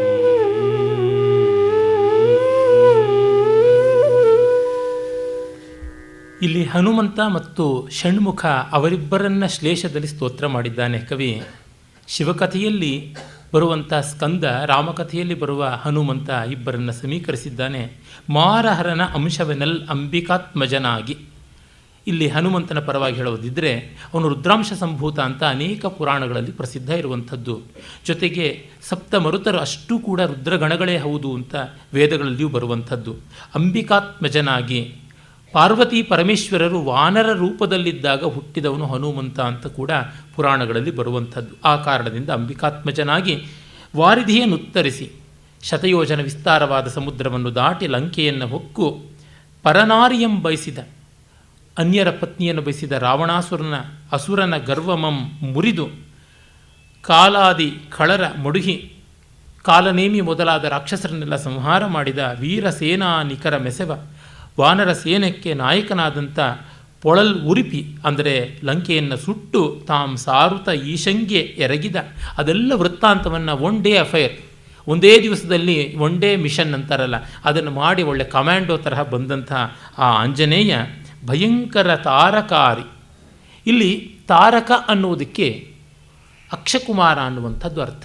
ಅಕ್ಷಕುಮಾರ ನೇತ್ರಕ್ಕೆ ಸಂಬಂಧಪಟ್ಟಂಥ ಹೆಸರನ್ನು ಉಳ್ಳವನು, ಅದು ತಾರಕ ಕೂಡ. ಹಾಗಿರ್ತಕ್ಕಂಥವನು ಮಾಳ್ಕೆ ಮಗೆ ಶ್ರೀಶೈವ ಸಂಪದವನ್ ಅನುದಿನಂ ಕೂರ್ಮೆವೆತ್ತು. ಆ ಶೈವ ಅಂದರೆ ಶಿವ ಸಂಬಂಧಿಯಾದ ಮಂಗಳಕರವಾದ ಸಂಪತ್ತುಗಳನ್ನು ಪ್ರೀತಿಯಿಂದ ಕೊಡಲಿ ಅಂತ. ಇನ್ನು ಸುಬ್ರಹ್ಮಣ್ಯನಿಗೆ ಅರ್ಥ ಮಾರಹರನ ಅಂಶವೆನಲ್, ಸಾಕ್ಷಾತ್ತಾಗಿ ಮಹಾದೇವನ ಅಂಶವಾಗಿ ಅಂಬಿಕಾತ್ಮಜನಾಗಿ ಪಾರ್ವತಿಯ ಮಗನೂ ಆಗಿ ವಾರಧಿಯನ್ನುತ್ತರಿಸಿ ಪಾತಾಳದಲ್ಲಿದ್ದ ತಾರಕಾಸುರನನ್ನು ಸಮುದ್ರವನ್ನು ಭೇದಿಸಿಕೊಂಡು ಅದರ ಒಳಗೆ ಹೋಗಿ ಅವನಿದ್ದ ಕನಕಲಂಕೆಯನ್ನು ಸೇರಿ ನುಗ್ಗಿ ಪರನಾರಿಯಂ ಬಯಸಿದ. ಅನೇಕ ಋಷಿಮುನಿ ಪತ್ನಿಗಳ ದೇವತಾ ಪತ್ನಿಯರನ್ನು ಕೆಣಕಿದಂತಹ ಬಯಸಿದ ಅಸುರನ ಗರ್ವಮಂ ಮುರಿದು, ರಾಕ್ಷಸನ ಗರ್ವ ತಾರಕನ ಗರ್ವವನ್ನು ಮುರಿದು ಕಾಲಾದಿ ಖಳರ ಮುಡುಹಿ ಕಾಲನೇಮಿ ಮೊದಲಾದ ರಾಕ್ಷಸರನ್ನು ಸಂಹಾರ ಮಾಡಿ ವೀರಸೇನಾ ನಿಖರ ಮೆಸವ, ವೀರ ಸೈನ್ಯಕ್ಕೆ ನಾಯಕನಾಗಿ ಮತ್ತು ವೀರ ಸೈನ್ಯದಿಂದ ಕೂಡಿರತಕ್ಕಂಥ ಆ ತಾರಕಾಸುರನ ಊರನ್ನೇ ಸುಟ್ಟು ಸಾರುತ ಈಶಂಗೆ ಶಿವನಿಗೆ ಎರಗಿದ ಭಯಂಕರ ತಾರಕಾಸುರ ವೈರಿ ಅವನು ನಮಗೆ ಶ್ರೀಶೈವ ಸಂಪದಗಳನ್ನು, ಮಹಾದೇವನ ಸಂಬಂಧಿಯಾದ ಸಂಪತ್ತನ್ನು ಅನುದಿನವೂ ಕೊಡಲಿ, ಶಿವಭಕ್ತಿಯನ್ನು ಕೊಡಲಿ ಅನ್ನುವ ಭಾವದಿಂದ ಮಂಗಳ ಆಚರಣೆಯನ್ನು ಮಾಡಿ ಮುಂದೆ ತನ್ನ ಕಾವ್ಯ ನವೀನವಾದದ್ದು ನಿಜ, ಆದರೆ ಈ ನಾವೀನ್ಯದಲ್ಲಿ ಲೋಪವನ್ನು ಕಾಣಬೇಡಿ ಅಂತಂತಾನೆ. ಜೊತೆಗೆ ವ್ಯಾಸ ವಾಲ್ಮೀಕಿ ಮೊದಲಾದಂಥವರ ಕಾವ್ಯದಲ್ಲಿ ಏನುಂಟು ಮಹಾ ಅನ್ನುವ ಒಂದು ಕೆಣಕನ್ನು ಕೂಡ ಇಡುವ ಚಮತ್ಕಾರವನ್ನು ನೋಡಿ ಅದು ಬರುವಂಥದ್ದು ತುಂಬ ಸುಂದರವಾಗಿದೆ.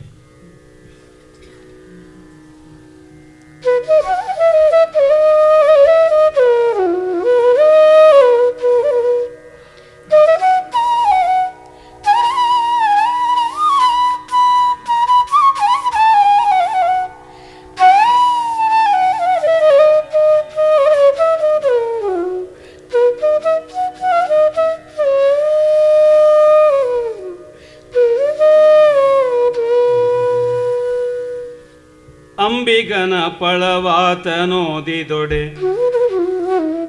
ಬಳಿಕ ಬಿಯದಂಬರೆದ ಕಬ್ಬಮಂ ಪಠಿಸಿದೊಡೆ ಬರ್ಕುಮೆ ಕುರುಂಬನ ಬಯಲ್ ನುಡಿಯ ನರಿತೊಡೆ ಸುಪಾಂಡಿತ್ಯಂ ಇಂತೆನಲ್ಕೆಯನ್ನ ಕಾವ್ಯಂ ಅಂಬಿಗನ ಪಳವಾತನೋದಿದೊಡೆ ಬಳಿಕ ಬಿಯದಂಬರೆದ ಕಬ್ಬಮಂ ಪಠಿಸಿದೊಡೆ ಬರ್ಕುಮೆ ಕುರುಂಬನ ಬಯಲ್ ನುಡಿಯ ನರಿತೊಡೆ ಸುಪಾಂಡಿತ್ಯಂ ಇಂತೆನಲ್ ಕೆನ್ನ ಕಾವ್ಯಂ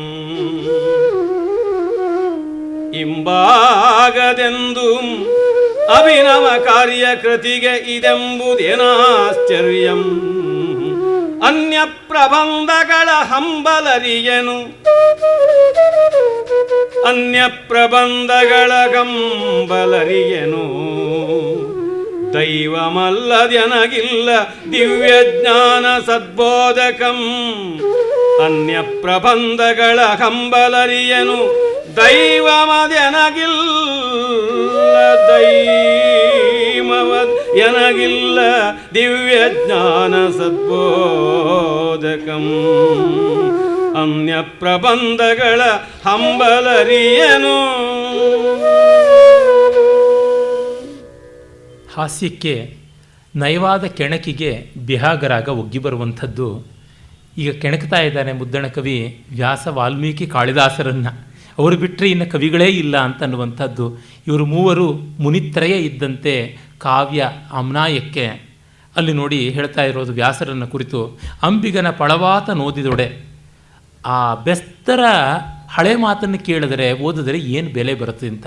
ಪಳವಾತು ಅಂತ ಅನ್ನೋದಕ್ಕೆ ವೇದ ಅಂತ ಕೂಡ ಅರ್ಥ ಇದೆ.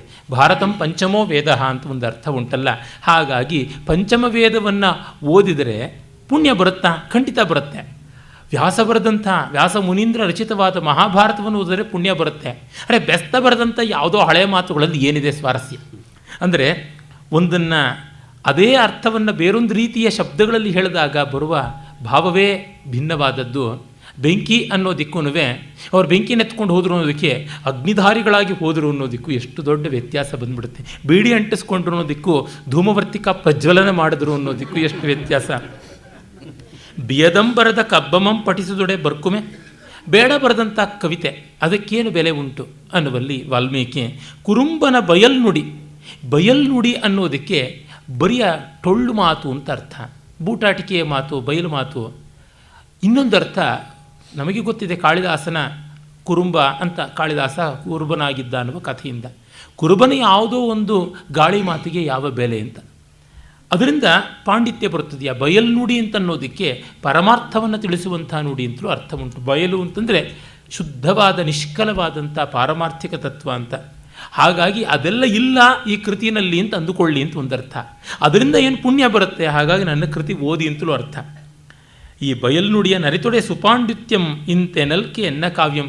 ಇದರಿಂದಲೇ ಪಾಂಡಿತ್ಯ. ಬೆಸ್ತನ ಓದು, ಬೇಡನ ಓದು, ಕುರುಬನ ಓದಿಂದ ಪಾಂಡಿತ್ಯ ಬರುತ್ತೆ ಅಂತಂದರೆ ನನ್ನ ಕಾವ್ಯದಿಂದ ಬರೋಲ್ವೇ? ಹಿಂಬಾಗದೆಂದು ಅಭಿನವ ಕಾವ್ಯಕರ ಕೃತಿಗೆ ಇದೆಂಬುದೇನು ಆಶ್ಚರ್ಯ. ಅಭಿನವವಾದ ಈ ಕಾವ್ಯಕ್ಕೆ ಸ್ವಾರಸ್ಯ ಇಲ್ಲ ಅಂತ ಆಶ್ಚರ್ಯ ಪಡಬೇಡಿ. ಆಶ್ಚರ್ಯ ಇದೆ. ಅನ್ಯಪ್ರಬಂಧಗಳ ಹಂಬಲರಿಯನು. ನಾನು ಬೇರೊಂದನ್ನು ಎರವಲು ತಗೊಳ್ಳೋದಿಲ್ಲ ಅಂತ. ಅನ್ಯಪ್ರಬಂಧಗಳ ಹಂಬಲರಿಯನು, ಅದರ ಬಯಸುವಿಕೆ ನನಗಿಲ್ಲ. ದೈವಂ ಅಲ್ಲದೆ ನನಗಿಲ್ಲ ದಿವ್ಯಜ್ಞಾನ ಸದ್ಬೋಧಕಂ. ಅಂದರೆ ಪೆರರ ಒಡ್ಡವಾದ ರೀತಿ, ಬೇರೊಬ್ಬರ ಎರವಲಿಲ್ಲದೆ ನಾನು ಬರೀತೀನಿ. ಸ್ವೋಪಜ್ಞತೆ ಉಂಟು ನನಗೆ. ವ್ಯಾಸ, ವಾಲ್ಮೀಕಿ, ಕಾಳಿದಾಸರನ್ನು ಅನುಸರಿಸಬೇಕಾದದ್ದು ಇಲ್ಲ ಅನ್ನುವಂಥದ್ದನ್ನು ಅಷ್ಟು ನಯವಾಗಿ ಬೇರೊಂದು ರೀತಿಯಲ್ಲಿ ಭಂಗ್ಯಂತರವಾಗಿ ಹೇಳುವುದು ಅದು ತುಂಬ ಸ್ವಾರಸ್ಯಕಾರಿಯಾದದ್ದು. ಆಮೇಲೆ ನೋಡಿ, ಈ ಕಾವ್ಯ ರಚನೆಯಲ್ಲಿ ಒಂದು ವಾಣಿಜ್ಯವನ್ನು ತಂದುಬಿಡುವಂಥದ್ದು. ದಕ್ಷಿಣ ಕನ್ನಡದವರು ಹೇಳಿ ಕೇಳಿ ಬ್ಯಾಂಕಿಂಗಿಂದ ಮೊದಲುಗೊಂಡು ನಮ್ಮ ದೇಶಕ್ಕೆ ಮಾದರಿಯಾದಂಥವರು, ಲೆಕ್ಕಾಚಾರಕ್ಕೆ ಪ್ರಸಿದ್ಧರಾದವರು, ತರ್ಕ ಶಿಖಾಮಣಿಗಳಾದ ಮಧ್ವಾಚಾರ್ಯರ ತವರೂರಿನವರು. ಜೊತೆಗೆ ಆ ಕೌಶಲ ಕೂಡ ವಾಣಿಜ್ಯದ ರೀತಿ, ಕಾವ್ಯದ ನೀತಿ ಹೇಗೆ ಅನ್ನೋದನ್ನು ಮತ್ತೆ ಶ್ಲೇಷದಿಂದ ತರ್ತಾನೆ. ವಿರುದ್ಧವಾದ, ಅಸಂಬದ್ಧ ಅಂತ ಹೇಳಲಾಗದ, ಆದರೆ ಈ ಹೊತ್ತಿಗೆ ಸಮಂಜಸವಾಗಿ ಇಲ್ಲ ಅನ್ನುವಂಥ ಅರ್ಥವನ್ನೂ ಕಾವ್ಯಕ್ಕೆ ಸಮಂಜಸವಾಗಿ ತರಬೇಕು ಅಂದರೆ ಕವಿಗಿರುವ ದಾರಿ ಒಂದೇ Ashlesha. ಪನ್ is the only way. ಇದು ಒಂದು ರೀತಿ ತುಪ್ಪ ಗೋಡಂಬಿ ಇದ್ದಂತೆ. ಯಾವ ಪದಾರ್ಥಕ್ಕೂ ಹಾಕ್ಬೋದು. ಶ್ಲೇಷ ಪುಷ್ಣಾತಿ ಸರ್ವತ್ರ ಪ್ರಾಯೋ ವಕ್ರೋಕ್ತಿ ಸುಶ್ರಿಯಂ ಅಂತ ಭಾಮಹ ಹೇಳಿಬಿಟ್ಟ. ಯಾವುದೇ ಅಲಂಕಾರಕ್ಕೂ ಶ್ಲೇಷ ಒಂದು ಸೊಗಸನ್ನು ತರುತ್ತದೆ ಅಂತ. ಸ್ವೀಟಾಗಲಿ ಖಾರ ಆಗಲಿ, ಗೇರು ಬೀಜ ಹಾಕಿದ್ರೆ, ತುಪ್ಪ ಹಾಕಿದ್ರೆ ರುಚಿ ತಗ್ಗತ್ಯ. ಹೀಗಾಗಿ ಶ್ಲೇಷ ಅಂತಕ್ಕಂಥದ್ದು 2 ಅಕ್ಷರಕ್ಕೆ ಈ 2 ಪದಾರ್ಥಗಳನ್ನು ಹೇಳ್ತಾ ಇದ್ದೀನಿ. ಅವು ಎಲ್ಲಿ ಬಂದರೂ ಜಾರುಗಮಕ, ಕಂಪಿತ ಗಮಕ, ಯಾವ ರಾಗಕ್ಕೆ ಬಂದರೂ ಚೆನ್ನಾಗಿರುತ್ತೆ. ಆ ರೀತಿಯಾಗಿ ಮಾಡುವಂಥದ್ದು. ಈಗ ನೋಡಿ ಅದನ್ನು ಹೇಗೆ ಹೇಳ್ತಾನೆ.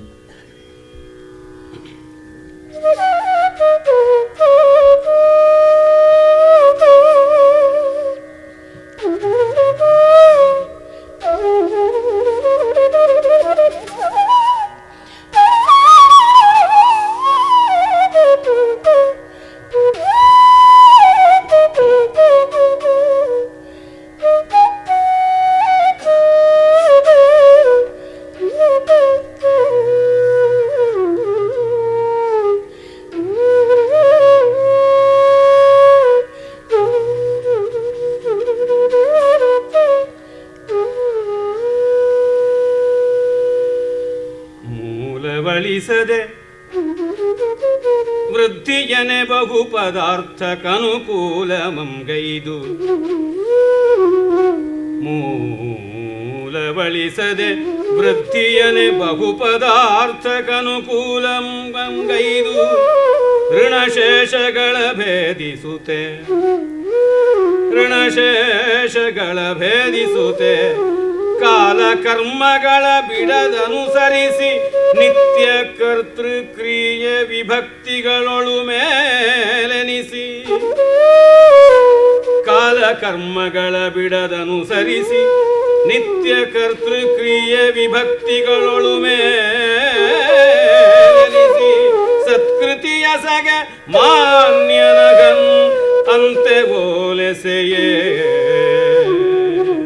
ಸತ್ಕೃತಿಯ ಸಗೆ ಮಾನ್ಯನ್ ಸತ್ಕೃತಿಯ ಸಗೆ ಮಾನ್ಯನಗನ್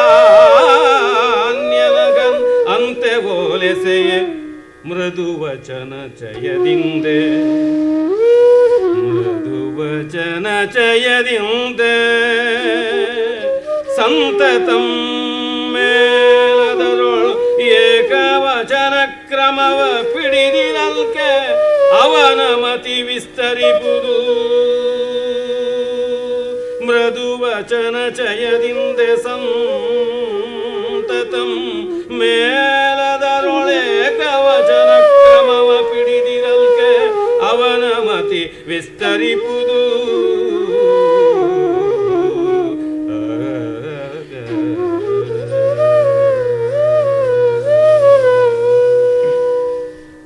ಬಹಳ ಸುಂದರವಾದ ಪದ್ಯ. ಕನ್ನಡ ಸಾಹಿತ್ಯದ ಮಟ್ಟಿಗೆ ಅತ್ಯಂತ ಅಭಿನವವಾದ ಕಲ್ಪನೆ ಕೂಡ. ಈಗ ದೇವತೆಗಳನ್ನು ಎರಡೆರಡು ಅರ್ಥ ಇಟ್ಟು ವರ್ಣಿಸುವಂಥದ್ದು ನಮಗೆ ಬಹಳ ಬಹಳ ಹಳೆಯದಾಗಿ ಕೂಡ ಗೊತ್ತಿದೆ. ಬಾಣಭಟ್ಟಾದಿಗಳಿಂದ ಮೊದಲುಗೊಂಡು ಬೇಕಾದಷ್ಟು ಜನ ಮಾಡಿದ್ದಾರೆ.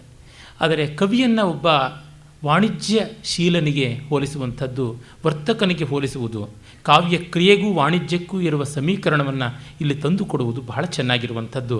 ತುಂಬ ಅರ್ಥಪೂರ್ಣವಾಗಿ ಶ್ಲೇಷವನ್ನು ಬಳಸಿದ್ದಾನೆ. ಮತ್ತು ಶ್ಲೇಷವನ್ನು ಸಮೃದ್ಧವಾಗಿ ಲೀಲಾಜಾಲವಾಗಿ ಸುಬೋಧವಾಗಿ ಮಾಡಬೇಕು ಅಂದರೆ ಸಂಸ್ಕೃತದ ಬೆನ್ನೆಲುಬು ಬೇಕೇ ಬೇಕು. ಕನ್ನಡ ಇತ್ಯಾದಿ ಅಪ್ಪಟ ತದ್ಭವಗಳಿಂದಲೋ ದೇಶ್ಯಗಳಿಂದಲೋ ಮಾಡುವುದಾದರೆ ಒಂದು ಕೆಲಮಟ್ಟಿಗೆ ಸಾಧ್ಯ, ತುಂಬ ಆಗುವಂಥದ್ದಲ್ಲ. ಬಹಳ ಲೀಲಾಜಾಲವಾಗಿ ಶ್ಲೇಷ ಮಾಡಬೇಕು, ಅದರೊಳಗೂ ಅಭಂಗ ಶ್ಲೇಷೆಯನ್ನು ಮಾಡಬೇಕು ಅಂತಂದರೆ ಸಂಸ್ಕೃತವೇ ಶರಣ್ಯ. ಆ ದೃಷ್ಟಿಯಿಂದ ನೋಡಿದಾಗ ಸಂಸ್ಕೃತ ಇಲ್ಲದೆ ಭಾರತೀಯ ಭಾಷೆಗಳಲ್ಲಿ ಯಾವುದ್ರೊಳಗೆ ಕಾವ್ಯ ಬರೆದರೂ ಅದಕ್ಕೆ ಗಟ್ಟಿತನ ಬರೋದಿಲ್ಲ. ಇದನ್ನು ಯಾವ ಛಾಪಾಕಾಗದ ಮೇಲೆ ಬೇಕಾದರೂ ಬರೆದು ಕೊಡ್ತೀನಿ, ಯಾವ ಕಾಲದಲ್ಲಿ ಬೇಕಾದರೂ ಹೇಳ್ತೀನಿ. ಅದನ್ನು ನಿರಾಕರಿಸೋದು ಅಂತಂದರೆ ಕಾವ್ಯ ಸ್ವಾರಸ್ಯ ನಿರಾಕರಣೀಯ, ಇನ್ನೇನೂ ಅಲ್ಲ. ಮೊದಲಿಗೆ ಕವಿಯ ಅರ್ಥವನ್ನು ನೋಡೋಣ. ಕಾವ್ಯಕ್ಕೆ ಸಂಬಂಧಪಟ್ಟಂತೆ ಕವಿ ಏನು ಮಾಡಬೇಕು? ಮೂಲವಳಿಸದೆ, ಅವನು ಯಾವ ಮೂಲವನ್ನು ಸ್ವೀಕರಿಸಿರ್ತಾನೆ ಆ ಮೂಲಕ್ಕೆ ಬದ್ಧನಾಗಿ ಬರೆಯಬೇಕು. ಕಮಿಟ್ಮೆಂಟ್ ಟು ದಿ ಒರಿಜಿನಲ್ ಅಂತಾರಲ್ಲ, ಅದಕ್ಕೆ ಬಹಳ ಹಿಂದೆ ಯಶೋವರ್ಮ ರಾಮಾಭ್ಯುದಯ ಅಂತ ಒಂದು ಕಾವ್ಯವನ್ನು ಬರೆದ. ಅವನು ಹೇಳ್ತಾನೆ, ನಾನು ಈ ಕಾವ್ಯದಲ್ಲಿ ಮೂಲದಿಂದ ದೂರ ಹೋಗಿ ರಾಮಾಯಣವನ್ನು ಬೇರೊಂದು ರೀತಿಯಲ್ಲಿ ಬರೆಯೋದಿಲ್ಲ, ರಾಮಾಭ್ಯುದಯ ಕಾವ್ಯವನ್ನು ನಾನು ಶ್ರದ್ಧೆಯಿಂದ ವಾಲ್ಮೀಕಿಗೆ ವಿಧೇಯನಾಗುವಂತೆ ಮಾಡ್ತೀನಿ ಅಂತ ಹೇಳ್ಬಿಟ್ಟು, ಅದು ಮೂಲಕ್ರಿಯೆಯಲ್ಲಿ ವ್ಯುತ್ಕ್ರಮವನ್ನು ಮಾಡೋದಿಲ್ಲ ಅಂತ. ಆನಂದವರ್ಧನ ಅದನ್ನೇ ಹೇಳ್ತಾನೆ, ಸಂತಿ ಸಿದ್ಧರಸ ಪ್ರಖ್ಯಾ ಕಥಾ ರಾಮಾಯಣಾದಯ, ರಾಮಾಯಣಾದಿಗಳು ಯಾವುದಿವೆ ಸಿದ್ಧರಸಗಳು, ಅಲ್ಲಿ ಕಥಾಶ್ರಯ ನತೈರ್ಯೋಜ್ಯ ಸ್ವೇಚ್ಛಾ ರಸವಿರೋಧಿನಿ. ರಾಮಾಯಣಾದಿಗಳು ಸಿದ್ಧರಸಗಳು, ಅವುಗಳಲ್ಲಿ ರಸವಿರೋಧಿನಿಯಾದ ಸ್ವಚ್ಛಂದದ ಕಥೆಗಳನ್ನು ತರಬಾರದು, ಸ್ವತಂತ್ರದ ಕಲ್ಪನೆ ಮೂಲಾನುಸಾರಿಯಾಗಿರಬೇಕು ಅಂತ. ಅದಕ್ಕಾಗಿ ಮೂಲ ಬಳಸದೆ ವೃದ್ಧಿಯನ್ನೇ ಬಹುಪದಾರ್ಥಕ್ಕೆ ಅನುಕೂಲಮಂಗೈದು. ವೃದ್ಧಿಯನ್ನು ತರಬೇಕು, ಮೂಲದ ಕಥೆಗೆ ಮತ್ತಷ್ಟು ಮೆರುಗನ್ನು ತರಬೇಕು. ಕುಂತಕ ವಕ್ರೋಕ್ತಿ ಜೀವಿತದಲ್ಲಿ ಹೇಳ್ತಾನೆ, ಆ ರೀತಿ ಮಾಡಬೇಕು ಅಂತ ಹೇಳಿಬಿಟ್ಟು. ಕಾಳಿದಾಸ ಶಾಕುಂತಲದಲ್ಲಿ ತಂದುಕೊಟ್ಟಂತೆ ಮೆರುಗನ್ನು ತಂದುಕೊಡಬೇಕು, ಹಾಗೆ ಮಾಡಬೇಕು. ಬಹುಬುದ್ಧಿ ಉತ್ತರಾಮಚರಿತದಲ್ಲಿ ತಂದುಕೊಟ್ಟಂತೆ ಮಾಡಬೇಕು. ಬಹುಪದಾರ್ಥಕ್ಕೆ ಅನುಕೂಲಮಂಗೈದು. ಶಬ್ದ ಸಂಪತ್ತಿ, ಬಹುಪದ, ಅನೇಕ ಶಬ್ದಗಳು ಮತ್ತು ಬಹುವಿಧವಾದ ಅರ್ಥಗಳು, ಅವಕ್ಕೆ ಅನುಕೂಲವಾಗುವಂತೆ ಕಾವ್ಯ ರಚನೆ ಮಾಡಬೇಕು. ಬಡಕಲು ಪದಗಳನ್ನು ಇಟ್ಟುಕೊಂಡು ಪದ್ಯ ರಚನೆ ಆಗೋಲ್ಲ ಅಂತ DVG ಅವರಿಗೆ ಅವರ ಸಮಕಾಲೀನರಾಗಿದ್ದ ತೋಗರೆ ನಂಜುಂಡಿ ಶಾಸ್ತ್ರಿಗಳು ಹೇಳ್ತಾ ಇದ್ರಂತೆ. ಸುಮ್ಮನೆ ಬಡಕಲು ಪದಗಳಿಂದ ಆಗುತ್ತಾ? ಯಾಸೂತೆ ಸರ್ವಭೂತೇಶ್ವರದಿನೋದಯಂ ಯಾತಿ ಸಾಯಂ ನಿಕಾಯಂ ಯಾಂತಿ ಸಾಯಂ ನಿಕಾಯಂ ಜಲನಿಧಿಸಿ ಜಠರೆ ಸಂಜರಿ ಹರ್ತಿ ಸದ್ಯ ಅತ್ಯರ್ಥಂ ವರ್ಧಯಂತಿ ಮಣಿಗಣ ಸುಷಮಾ ಸಂಪದಾಂ ಸಂಪದಾಂ ಮೇರು ಸಾನೋಹೋ ಸಾನೋ ಭಾನೋ ಕೃಶಾನೋಹೋ ನಯನ ಸರಣಿತೋ ದೂರತೋ ಯಾತು ಜಾತು ಇದು ಪದ್ಯ ಅಂತಂತ ಇದ್ರಂತೆ. ಅಂದರೆ ಗಟ್ಟಿಯಾದ ಪದಗಳಿಟ್ಕೊಂಡು ಮಾಡಬೇಕು. ಸರಳತೆ ಬೇಕು ಅಂತ ಹೇಳ್ಬಿಟ್ಟು ಜಾಳತನಕ್ಕೆ ಬಂದುಬಿಡೋದಲ್ಲ. ಬಡತನವನ್ನು ಇಟ್ಟುಕೊಂಡು ನಾವು ಪ್ರೊಫೆಷನಲ್ ಪಾವರ್ಟಿ ಅಂತ ಮಾಡುವ ಗಾಂಧಿ ಮಾರ್ಗ ಕಾವ್ಯದ್ದಲ್ಲ. ಅದು ಯಾವುದಕ್ಕೂ ಆಗಿರಬಹುದು. ಪ್ರೊಫೆಷನಲ್ ಪಾವರ್ಟಿ ಕಲಾ ರೀತಿ ಅಲ್ಲ ಅಂತನ್ನುವಂಥದ್ದು. ಆಮೇಲೆ ಋಣಶೇಷಗಳ ಭೇದಿಸುತ್ತೆ. ಕವಿ ಎಷ್ಟೆಷ್ಟೋ ಕಡೆಯಿಂದ ಎರವಲು ತೊಗೊಂಡಿರ್ತಾನೆ ಕಲ್ಪನೆಗಳಿಗೆ. ಅವನು ಹಸಿ ಹಸಿಯಾಗಿ ಹಾಗೆಯೇ ತೋರ್ಪಡಿಸಬಾರದು. ನಾಸ್ತ್ಯಚೋರ ಕವಿಜನಃ ನಾಸ್ತ್ಯಚೋರೋ ವಣಿಗ್ಜನಃ ಅನ್ನುವ ಮಾತು ರಾಜಶೇಖರ ಹೇಳ್ತಾನೆ. ಕಳ್ಳನಲ್ಲದ ಕವಿ ಇಲ್ಲ, ಕಳ್ಳನಲ್ಲದ ವರ್ತಕ ಇಲ್ಲ. ಆದರೆ ಸಯೇವ ಅವನೇ ಆ ವ್ಯಕ್ತಿಯೇ ಕೀರ್ತನೀಯನಾಗ್ತಾನೆ ಯಾರು ಯೋಜಾನಾತಿ ನಿಗೂಹಿತಂ, ಯಾರು ಮರೆ ಮಾಡೋಕ್ಕೆ ಸಮರ್ಥನಾಗ್ತಾನೋ ಅವನು ಅಂತ. ಕುಮಾರವ್ಯಾಸ ಪಂಪನನ್ನು ರನ್ನನನ್ನು ಹಂಗಂಗೆ ತೊಗೊಂಡಿದ್ದಾನೆ. ಆದರೆ ಎಲ್ಲಿಂದ ತೊಗೊಂಡಿದ್ದಾನೆ ಅಂತ ಗೊತ್ತಾಗದಂತೆ ಮಾರ್ಪಡಿಸ್ತಾನೆ. ಕಾಳಿದಾಸ ವಾಲ್ಮೀಕಿಯನ್ನು ತೊಗೊಳ್ತಾನೆ ಆ ರೀತಿಯಲ್ಲಿ. ಅದು ಬಹಳ ವಿಶೇಷ. ಹಾಗೆ ಋಣ ಶೇಷಗಳ ಭೇದಿಸುತ್ತಾ ಅಂತ ತೊಗೊಂಡಿದ್ದನ್ನು ಬೇರೊಂದು ರೀತಿಯಲ್ಲಿ ಕದ್ದ ಮಾಲನ್ನು, ಅದು ಚೈನ್ ಆಗಿದ್ದರೆ ಅದನ್ನು ವಾಚು ಉಂಗುರದ ಥರ ಬದಲಾಯಿಸಿಬಿಡಬೇಕು. ಆ ರೀತಿಯಾದ ಹೊಸ ಎರಕ ಹುಯ್ಯಬೇಕು, ಹಾಗೆ ಮಾಡಬೇಕು. ಹೊಸ ನಾಣ್ಯವಾಗಿ ಅದಕ್ಕೆ ತನ್ನ ಮುದ್ರೆಯನ್ನು ಒತ್ತಬೇಕು. ಅದು ಬೇಕು, ತನ್ನ ಛಾಪನ್ನು ಒತ್ತಬೇಕು. ರನ್ನ ನೋಡಿ ಪಂಪನಿಂದಲೇ ಹಾಗೆ ತೊಗೊಂಡಿದ್ದಾನೆ. ಆದರೆ ತನ್ನ ಸ್ವಂತಿಕೆಯ ಛಾಪನ್ನು ಉಳಿಸಿಕೊಂಡಿದ್ದಾನೆ. ಶೇಕ್ಸ್ಪಿಯರ್ ಅದರೊಳಗೆ ಅಗ್ರಗಣ್ಯ. ಎಷ್ಟೆಷ್ಟು ಕಡೆಯಿಂದ ತೊಗೊಂಡಿದ್ದಾನೆ, ಆದರೆ ಯಾವ ಮೂಲದ ಆ ಎರವಲು ಕಾಣಿಸಿದಂತೆ ಮಾಡಿದ್ದಾನೆ. ಅದು ಬಹಳ ವಿಶೇಷ. ಅಂದರೆ ಮೂಲ ನಿಷ್ಠೆಯೂ ಬೇಕು, ಸ್ವಂತಿಕೆಯೂ ಬೇಕು. ಇದೊಂದು ಹಸಿಧಾರ ವ್ರತ.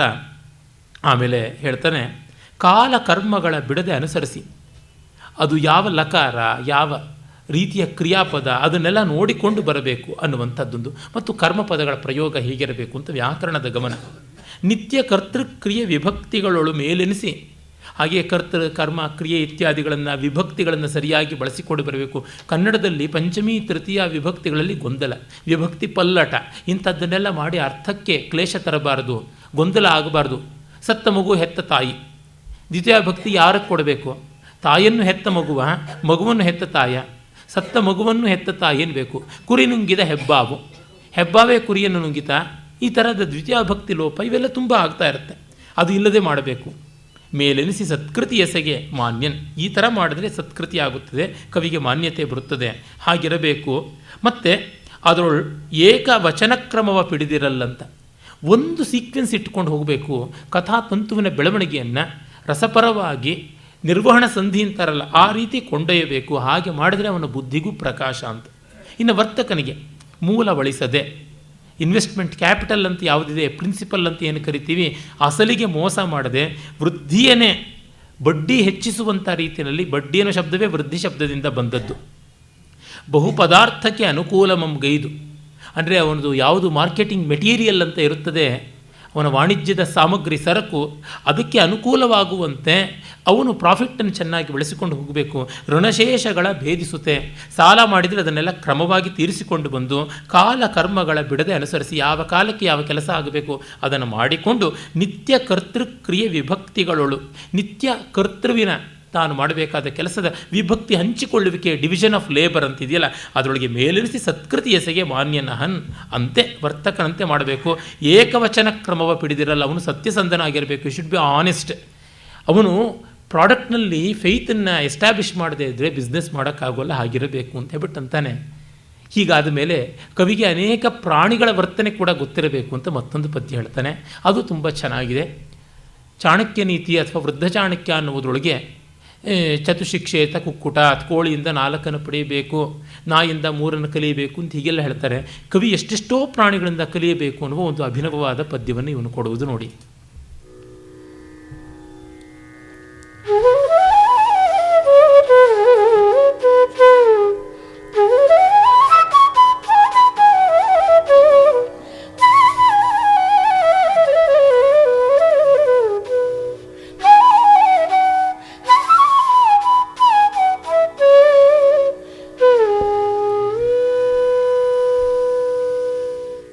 ಬಕನ ಗುಣವೊಂದು,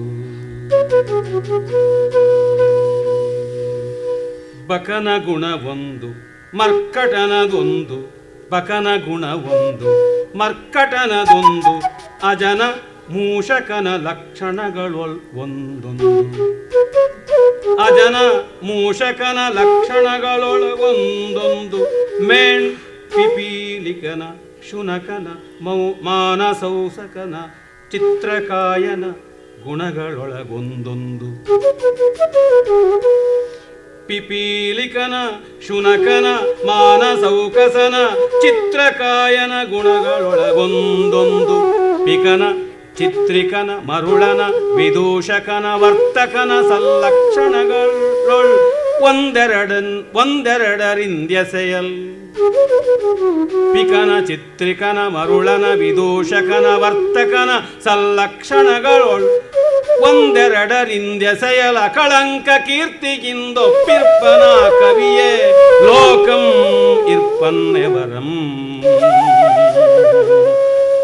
ಅಕಳಂಕ ಕೀರ್ತಿಯಿಂದೊಪ್ಪಿರ್ಪನ ಕವಿಯ ಲೋಕವಿರ್ಪನ್ನೆವರಗಂ.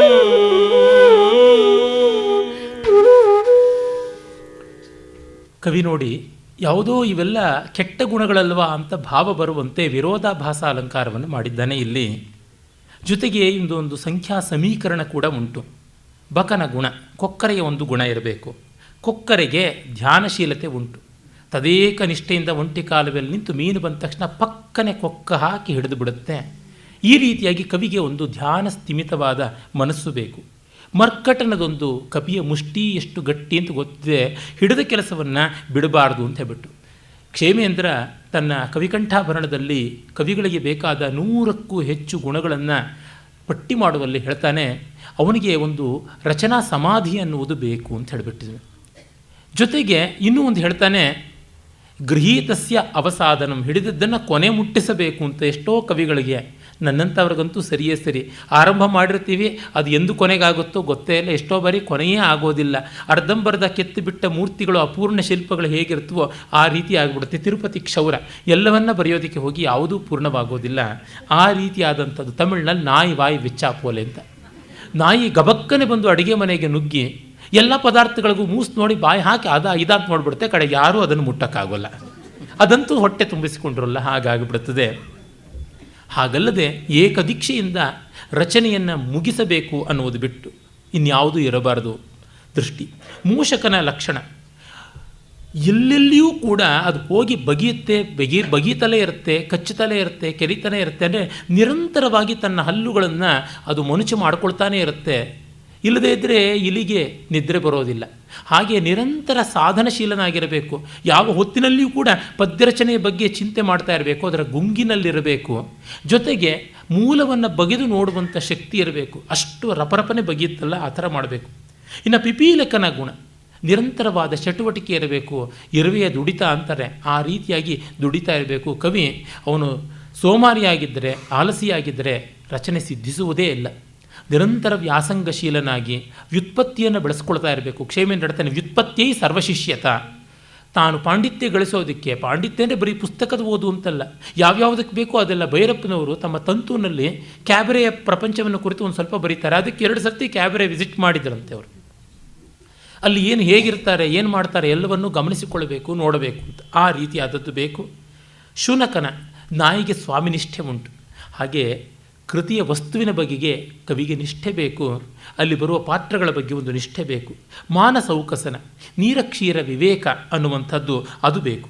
ಹಾಗೆ ಇನ್ನೊಂದು ಅಜನ ಗುಣ ಅಂತಂದರೆ ಮೇಕೆಯ ಗುಣ. ಮೇಕೆ ಎಲ್ಲ ಸೊಪ್ಪನ್ನು ಮೇಯ್ದು ಬರುತ್ತದೆ. ಹಾಗೆ ಕವಿಗೆ ಇದು ಬೇಡ ಅಂತ ಇಲ್ಲ, ಎಲ್ಲವನ್ನೂ ನೋಡ್ಕೊಂಡು ಬರಬೇಕಂತೆ. ಚರ್ವಣ ಮಾಡ್ತಾ ಇರಬೇಕು, ಆಲೋಡನ ಮಾಡ್ತಾ ಇರಬೇಕು. ಇದು ನನಗೆ ಬೇಡದ್ದು ಅಂತ ಹೇಳಬಾರ್ದು. ಅದಕ್ಕೆ ಇವನು ಭಾಮಹ ಹೇಳ್ಬಿಡ್ತಾನೆ, ಇದು ಬೇಕು ಇದು ಬೇಡ ಅಂತಿಲ್ಲ. ಅಹೋ ಭಾರೋ ಮಹಾನ್ ಕವೇಹೆ ಅಂತನ್ನುವ ಮಾತನ್ನು ಹೇಳ್ತಾನೆ. ಕವಿಗೆ ಎಷ್ಟು ಭಾರ ಉಂಟು, ಎಲ್ಲವನ್ನ ತಿಳ್ಕೊಳ್ಬೇಕಲ್ಲ ಅಂತ. ಇನ್ನು ಚಿತ್ರಕಾಯ, ಈ ಶಬ್ದವನ್ನು ನಾನು ಕನ್ನಡ ಸಾಹಿತ್ಯದಲ್ಲಿ ನೋಡಿದ್ದೇ ಇಲ್ಲ ಅನ್ನಬೇಕು. ಚಿತ್ರಕಾಯ ಅಂದರೆ ಹುಲಿ. ಅದರ ಮೈ ಮೇಲೆ ಪಟ್ಟಿಗಳಿರ್ತವಲ್ಲ, ಆ ಕಾರಣದಿಂದ ಚಿತ್ರಕಾಯ ಅಂತ ಹೇಳ್ಬಿಟ್ಟು ಅಂತಾರೆ.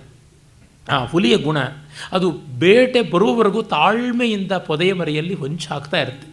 ಕೆ.ಎಸ್. ನರಸಿಂಹಸ್ವಾಮಿಗಳು ಹೇಳ್ತಾರಲ್ಲ, ಕವನ ಹುಟ್ಟುವ ಸಮಯ ಅಂತ. ತುಟಿಯಂಚಿನಲ್ಲಿ ನಾನು ನುಡಿದದ್ದಿಷ್ಟೇ, ಇನ್ನಷ್ಟು ದಿನ ಕಾದರಾಗದೆ. ಇನ್ನು ಸ್ವಲ್ಪ ದಿನ ಕಾಯಿರಿ, ತಾಳ್ಮೆಯಿಂದ ಇರಬೇಕು. ಯಾರೋ ಏನೋ ಬರೆದ್ರು ತಾನು ಸದ್ಯೋಗರ್ಭ ಮಾಡಿಕೊಳ್ಬೇಕು, ಗಾಂಧಾರಿಯಂತೆ ಗರ್ಭಪಾತ ಮಾಡಿಕೊಳ್ಬೇಕು. ಆ ರೀತಿಯಾದದ್ದಲ್ಲ. ಆಳದ ಅನುಭವವನ್ನು ಮಾತು ಕೈ ಹಿಡಿದಾಗ, ಕಾವು ಬೆಳಕಾದಾಗ ಒಂದು ಕವನ ಅನ್ನುವವರೆಗೆ ಕಾಯಬೇಕು. ಮತ್ತು ಪಿಕನ ಕೋಗಿಲೆಯಂತೆ ಮಧುರವಾಣಿಯಾಗಿರಬೇಕು. ಅಂದರೆ ಎಷ್ಟು ಕಷ್ಟಪಟ್ಟಿದ್ದರೂ ಕಾವ್ಯ ರಚನೆಗೆ ಅಭಿವ್ಯಕ್ತಿಯಲ್ಲಿ ಮಾಧುರ್ಯ ಗುಣ ತುಂಬಿ ತುಳುಕಾಡಬೇಕು.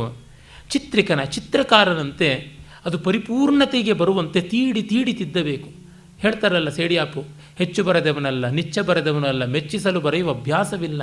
ಇಚ್ಛೆ ಗೋಲಿದರೆ, ಇಚ್ಛೆ ಬಂದಾಗ ಬಗೆ ಬಿಚ್ಚಿದರೆ, ಇಚ್ಛೆಯೊಪ್ಪಿದರೆ ಬಗೆ ಬಿಚ್ಚಿದರೆ, ಕಣ್ಗೆ ಮೈಯೆಚ್ಚು ಒಂದದಿ ಕಾಡಿಗೆ ಹಚ್ಚಿಕೊಂಡಂತೆ ತೀಡಿ ತಿದ್ದಿ ಬರವೆ ಅಂತ ಆ ಥರ ಬರೀಬೇಕು. ಮತ್ತು ಮರುಳನ ಹುಚ್ಚ ಯಾರೇನಂದುಕೊಂಡು ತನ್ನ ಪಾಡಿಗೆ ತಾನು ಮಾಡೋದು ಮಾಡೇ ಮಾಡ್ತಾನೆ. ಅದು ಬೈಗಳೋ ಹೊಗಳಿಕೆಯೋ ನಗುವ ಹಾಗೆ ಯಾರೇನಂದುಕೊಂಡ್ರು ತನ್ನ ಮಾರ್ಗದಲ್ಲಿ ತಾನು ನಿಷ್ಠೆಯಿಂದ ನಿಲ್ಲುತ್ತಾನೆ, ರಚನೆಯನ್ನು ಸಾಧಿಸ್ತಾನೆ. ವಿದೂಷಕನ ಅಂತಂದರೆ ವಿದೂಷಕ ಎಲ್ಲರನ್ನೂ ಚೆನ್ನಾಗಿ ಗಮನಿಸಿ ಅನುಕರಣ ಮಾಡ್ತಾನೆ. ಅಂದರೆ ಪ್ರತಿ ಪಾತ್ರಗಳ ಶ್ಲೋಕದ ಸ್ವಭಾವವನ್ನು ತನ್ನ ಕಾವ್ಯದಲ್ಲಿ ಅದು ಉತ್ಪ್ರೇಕ್ಷಿತವಾದ ರೂಪದಲ್ಲಿ ತೋರಬೇಕು. What is poetry? Something more valuable added to reality ಅಂತಂತಾರೆ ಹಿರಿಯಣ್ಣನವರು. ಹಾಗೆ ಇರಬೇಕು, ಅದು ವಿದೂಷಕನ ಗುಣ. ಮತ್ತು ವರ್ತಕನ ಸಲ್ಲಕ್ಷಣ. ವರ್ತಕನದು ಅಷ್ಟೇ, ಯಾರನ್ನೂ ವಿರೋಧ ಮಾಡಿಕೊಳ್ಳಲ್ಲ, ಎಲ್ಲರ ಜೊತೆಯೂ ಹೊಂದಿಕೊಂಡಿರ್ತಾನೆ, ತನ್ನ ಕಮಾಡಿಟಿನ ಎಲ್ಲ ಕಡೆ ಸೇಲ್ ಮಾಡೋಕ್ಕೆ ಪ್ರಯತ್ನಪಟ್ಟು ಸಕ್ಸಸ್ಫುಲ್ ಆಗ್ತಾನೆ. ಕವಿ ಆ ರೀತಿಯಲ್ಲಿ ಇರಬೇಕು. ಹೀಗೆ ಇವರ ಸಲ್ಲಕ್ಷಣಗಳು ಒಂದೆರಡು ತೋರಿಕೊಳ್ಳುವಂತೆ ಇದ್ದಾಗ ಅಕಲಂಕ ಕೀರ್ತಿಯಿಂದ ಕವಿ ಒಪ್ಪುತ್ತಾನೆ ಅಂತ ಹೀಗೆ ಹೇಳಿ ಕಥಾಭಾಗಕ್ಕೆ ಬರ್ತಾನೆ. ಇದು ಪದ್ಮಪುರಾಣದ ಪಾತಾಳ ಖಂಡದಲ್ಲಿ ಬರ್ತಕ್ಕಂಥ ಶೇಷವಾತ್ಸ್ಯಾಯನರ ಸಂವಾದ ಅನ್ನುವಂಥ ಒಂದು ವಿಭಾಗ ಅಂತ ಗೊತ್ತಾಗುತ್ತದೆ. ಅಲ್ಲಿಂದ ನಾವು ನೇರವಾಗಿ ಹೋಗ್ತಾ ಇದ್ದೀವಿ ಕಥಾಭಾಗಕ್ಕೆ.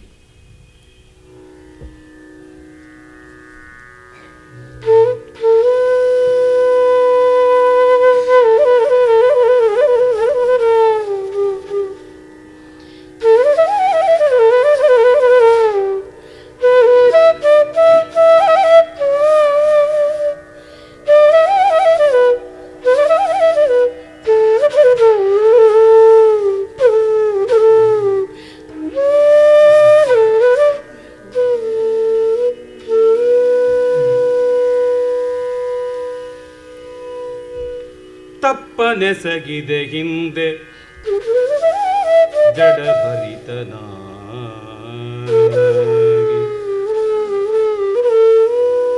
ತಪ್ಪನೆಸಗಿದೆ ಹಿಂದೆ ಜಡಭರಿತನಾಗಿ, ಮುಂತಪ್ಪ ನರನಾಟಕದ ಲೀಲೆಯಂಬಗೆಯೈದೆ, ಮುಂತಪ್ಪ ನರನಾಟಕದ ಲೀಲೆಯಂಬಗೆಯದೈ ತಪ್ಪ ರಾಘವನೊಳೆಂತಾದೊಡಂ ಕ್ಷಮಿಸಿ ತನ್ನಂ ಕಾದ ಕರುಣಿಯಂ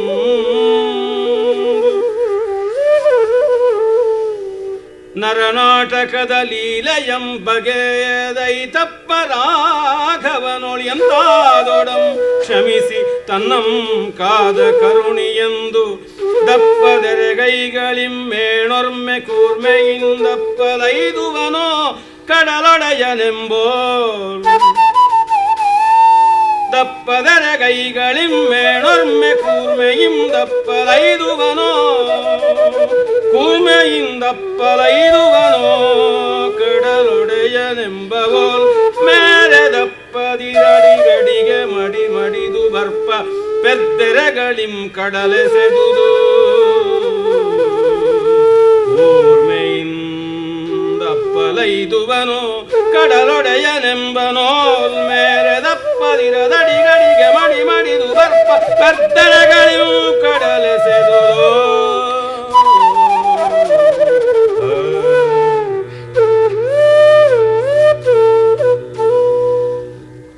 ಅತಿ ಸುಂದರವಾದ ಉತ್ಪ್ರೇಕ್ಷಾಲಂಕಾರ ಹಿಂದೋಳದಲ್ಲಿ. ಆ ಅಲೆಗಳ ತೊನೆದಾಟದ ಉಯ್ಯಾಲೆಯ ಆಟಕ್ಕೆ ತಕ್ಕಂತೆ ಆ ರಾಗ ಕೂಡ ಬಂದಿದೆ.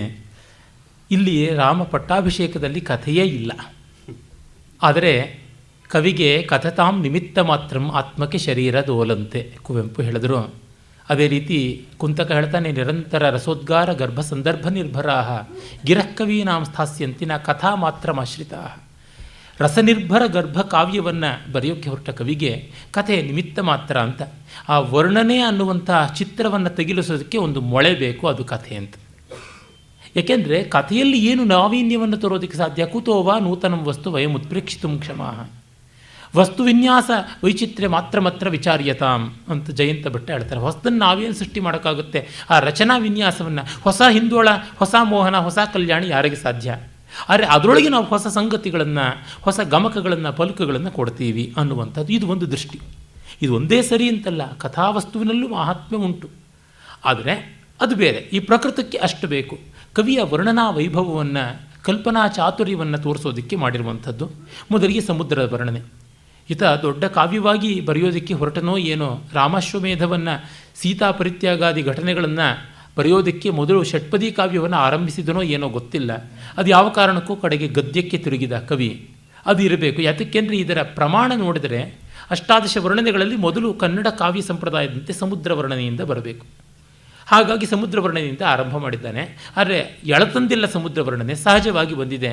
ರಾಮ ಲಂಕೆಯಿಂದ ಸೀತಾಜ್ಞೆ ಪ್ರವೇಶದ ಬಳಿಕ ಅವನು ಹಾರಿ ಬರುವ ಸಂದರ್ಭ, ಆ ವಿಮಾನಯಾನದ ಮೊದಲು ಸಮುದ್ರದ ವರ್ಣನೆ ಅದೇ ವಿಸ್ತಾರವಾಗಿದೆ. 10-20 ಪದ್ಯಗಳಷ್ಟು ವಿಸ್ತಾರವಾಗಿದೆ. ಸಮುದ್ರ ಅಲೆಗಳಿಂದ ಮುಂದೆ ಬಂದು ರಾಮನಿಗೆ ಪೊಡಮಡುವಂತೆ ಇತ್ತು. ಯಾಕೆ ಅದನ್ನು ಹೇಳ್ತಾ ಇದ್ದಾನೆ. ಹೇತುತ್ಪ್ರೇಕ್ಷಾಲಂಕಾರ. ತಪ್ಪನೆಸೆಗೆದೆ ಹಿಂದೆ ಜಡಭರಿತನಾಗಿ, ನಾನು ಹಿಂದೆ ತಪ್ಪು ಮಾಡಿಬಿಟ್ಟೆ. ರಾಮ ದಾರಿ ಕೊಡಬೇಕು ಅಂತ ಬೇಡಿಕೊಂಡಾಗ, ಪ್ರಾಯೋಪವೇಶ ಮಾಡಿದಾಗ 3 ದಿವಸ ಮೊಂಡುತನದಿಂದ ಕೂತಿದ್ದೆ, ಅದು ತಪ್ಪಾಯಿತು ಅಂತ. ಯಾಕೆ ಅಂದರೆ ಜಡತ್ವ ಅಂತ. ಜಡ ಜಲ ಲಡೆಯೋರ ಅಭೇದ ಅಂತ ಸೂತ್ರ. ನೀರು ತುಂಬಿಕೊಂಡಿದ್ದರಿಂದ ಅಂತ ಒಂದರ್ಥ, ಜಾಡ್ಯ ಇದ್ದದ್ರಿಂದ ಅಂತ ಇನ್ನೊಂದರ್ಥ. ಮುಂತಪ್ಪ ನರನಾಟಕದ ಲೀಲೆಯಂ ಬಗೆಯದೆ, ಈತ ನರ ಅಲ್ಲ, ಈತ ಪುರುಷೋತ್ತಮ ಅನ್ನೋದು ಗೊತ್ತಿಲ್ಲದೆ, ಇದು ಮಾಡ್ತಾ ಇರ್ತಕ್ಕಂಥ ರಾವಣಾಸುರ ಸಂಹಾರ ಲೀಲೆ ಅಂತ ಗೊತ್ತಿಲ್ಲದೆ ತಪ್ಪು ಮಾಡದೆ, ಈ ರಾಮ ರಾಘವ ಕಾರುಣ್ಯದಿಂದ ನನ್ನನ್ನು ಕ್ಷಮಿಸಿದ ಅಂತ ಹೇಳ್ಬಿಟ್ಟು ದಪ್ಪ ದೆರೆಗೈಗಳಿಂದ, ದಪ್ಪದಾದ ಅಲೆಯ ಕೈಗಳಿಂದ, ಮೇಣುವರ್ಮೆ ಕೂರ್ಮೆಯಿಂದ ಮತ್ತೆ ಮತ್ತೆ ಪ್ರೀತಿಯಿಂದ ಅಪ್ಪಬೇಕು ಅಂತ ಬರ್ತಾ ಇದ್ದಾನೋ ಎಂಬಂತೆ ಅವನು ದಡಗಳಿಗೆ ಬಂದು ಅಪ್ಪಳಿಸ್ತಾ ಇದ್ದ ಅಲೆಗಳನ್ನು ಅನ್ನುವ ಒಂದು ರಮಣೀಯವಾದ ಉತ್ಪ್ರೇಕ್ಷಾಲಂಕಾರವನ್ನು ಕವಿ ಮಾಡ್ತಾನೆ. ಆಮೇಲೆ ನೋಡಿ ಮತ್ತೊಂದು ಕಲ್ಪನೆಯನ್ನು ಮಾಡ್ತಾನೆ ಸಮುದ್ರದ ವರ್ಣನೆಗೆ.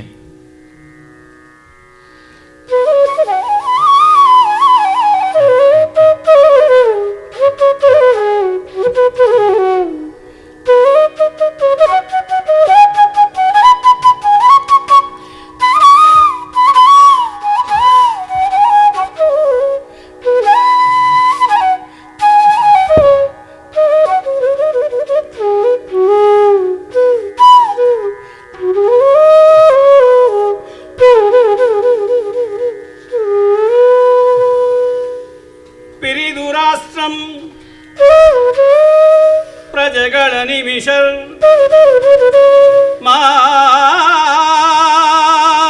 ಮಾರುತಂ ಚರ ನಿರ್ಪನ್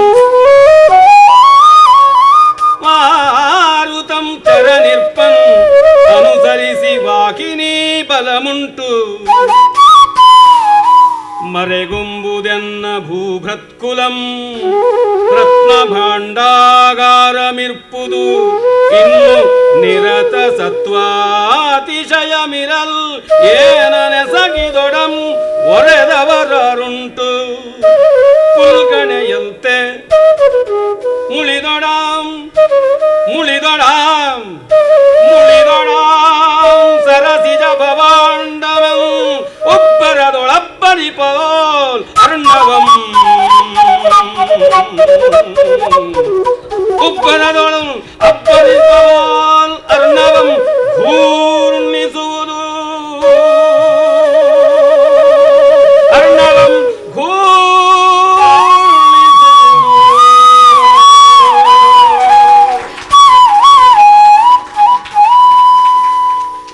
ಅರ್ಣವ ಘೂರ್ಣನ.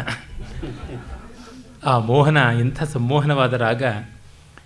ಮತ್ತು ಈ ರೀತಿಯಾದ ಪದ್ಯಗಳನ್ನು ಸಂಸ್ಕೃತಾನುಪ್ರಾಣಿತವಲ್ಲದ ಯಾವ ಭಾಷೆಯಲ್ಲಿಯೂ ಬರೆಯೋದಕ್ಕೆ ಸಾಧ್ಯ ಇಲ್ಲ.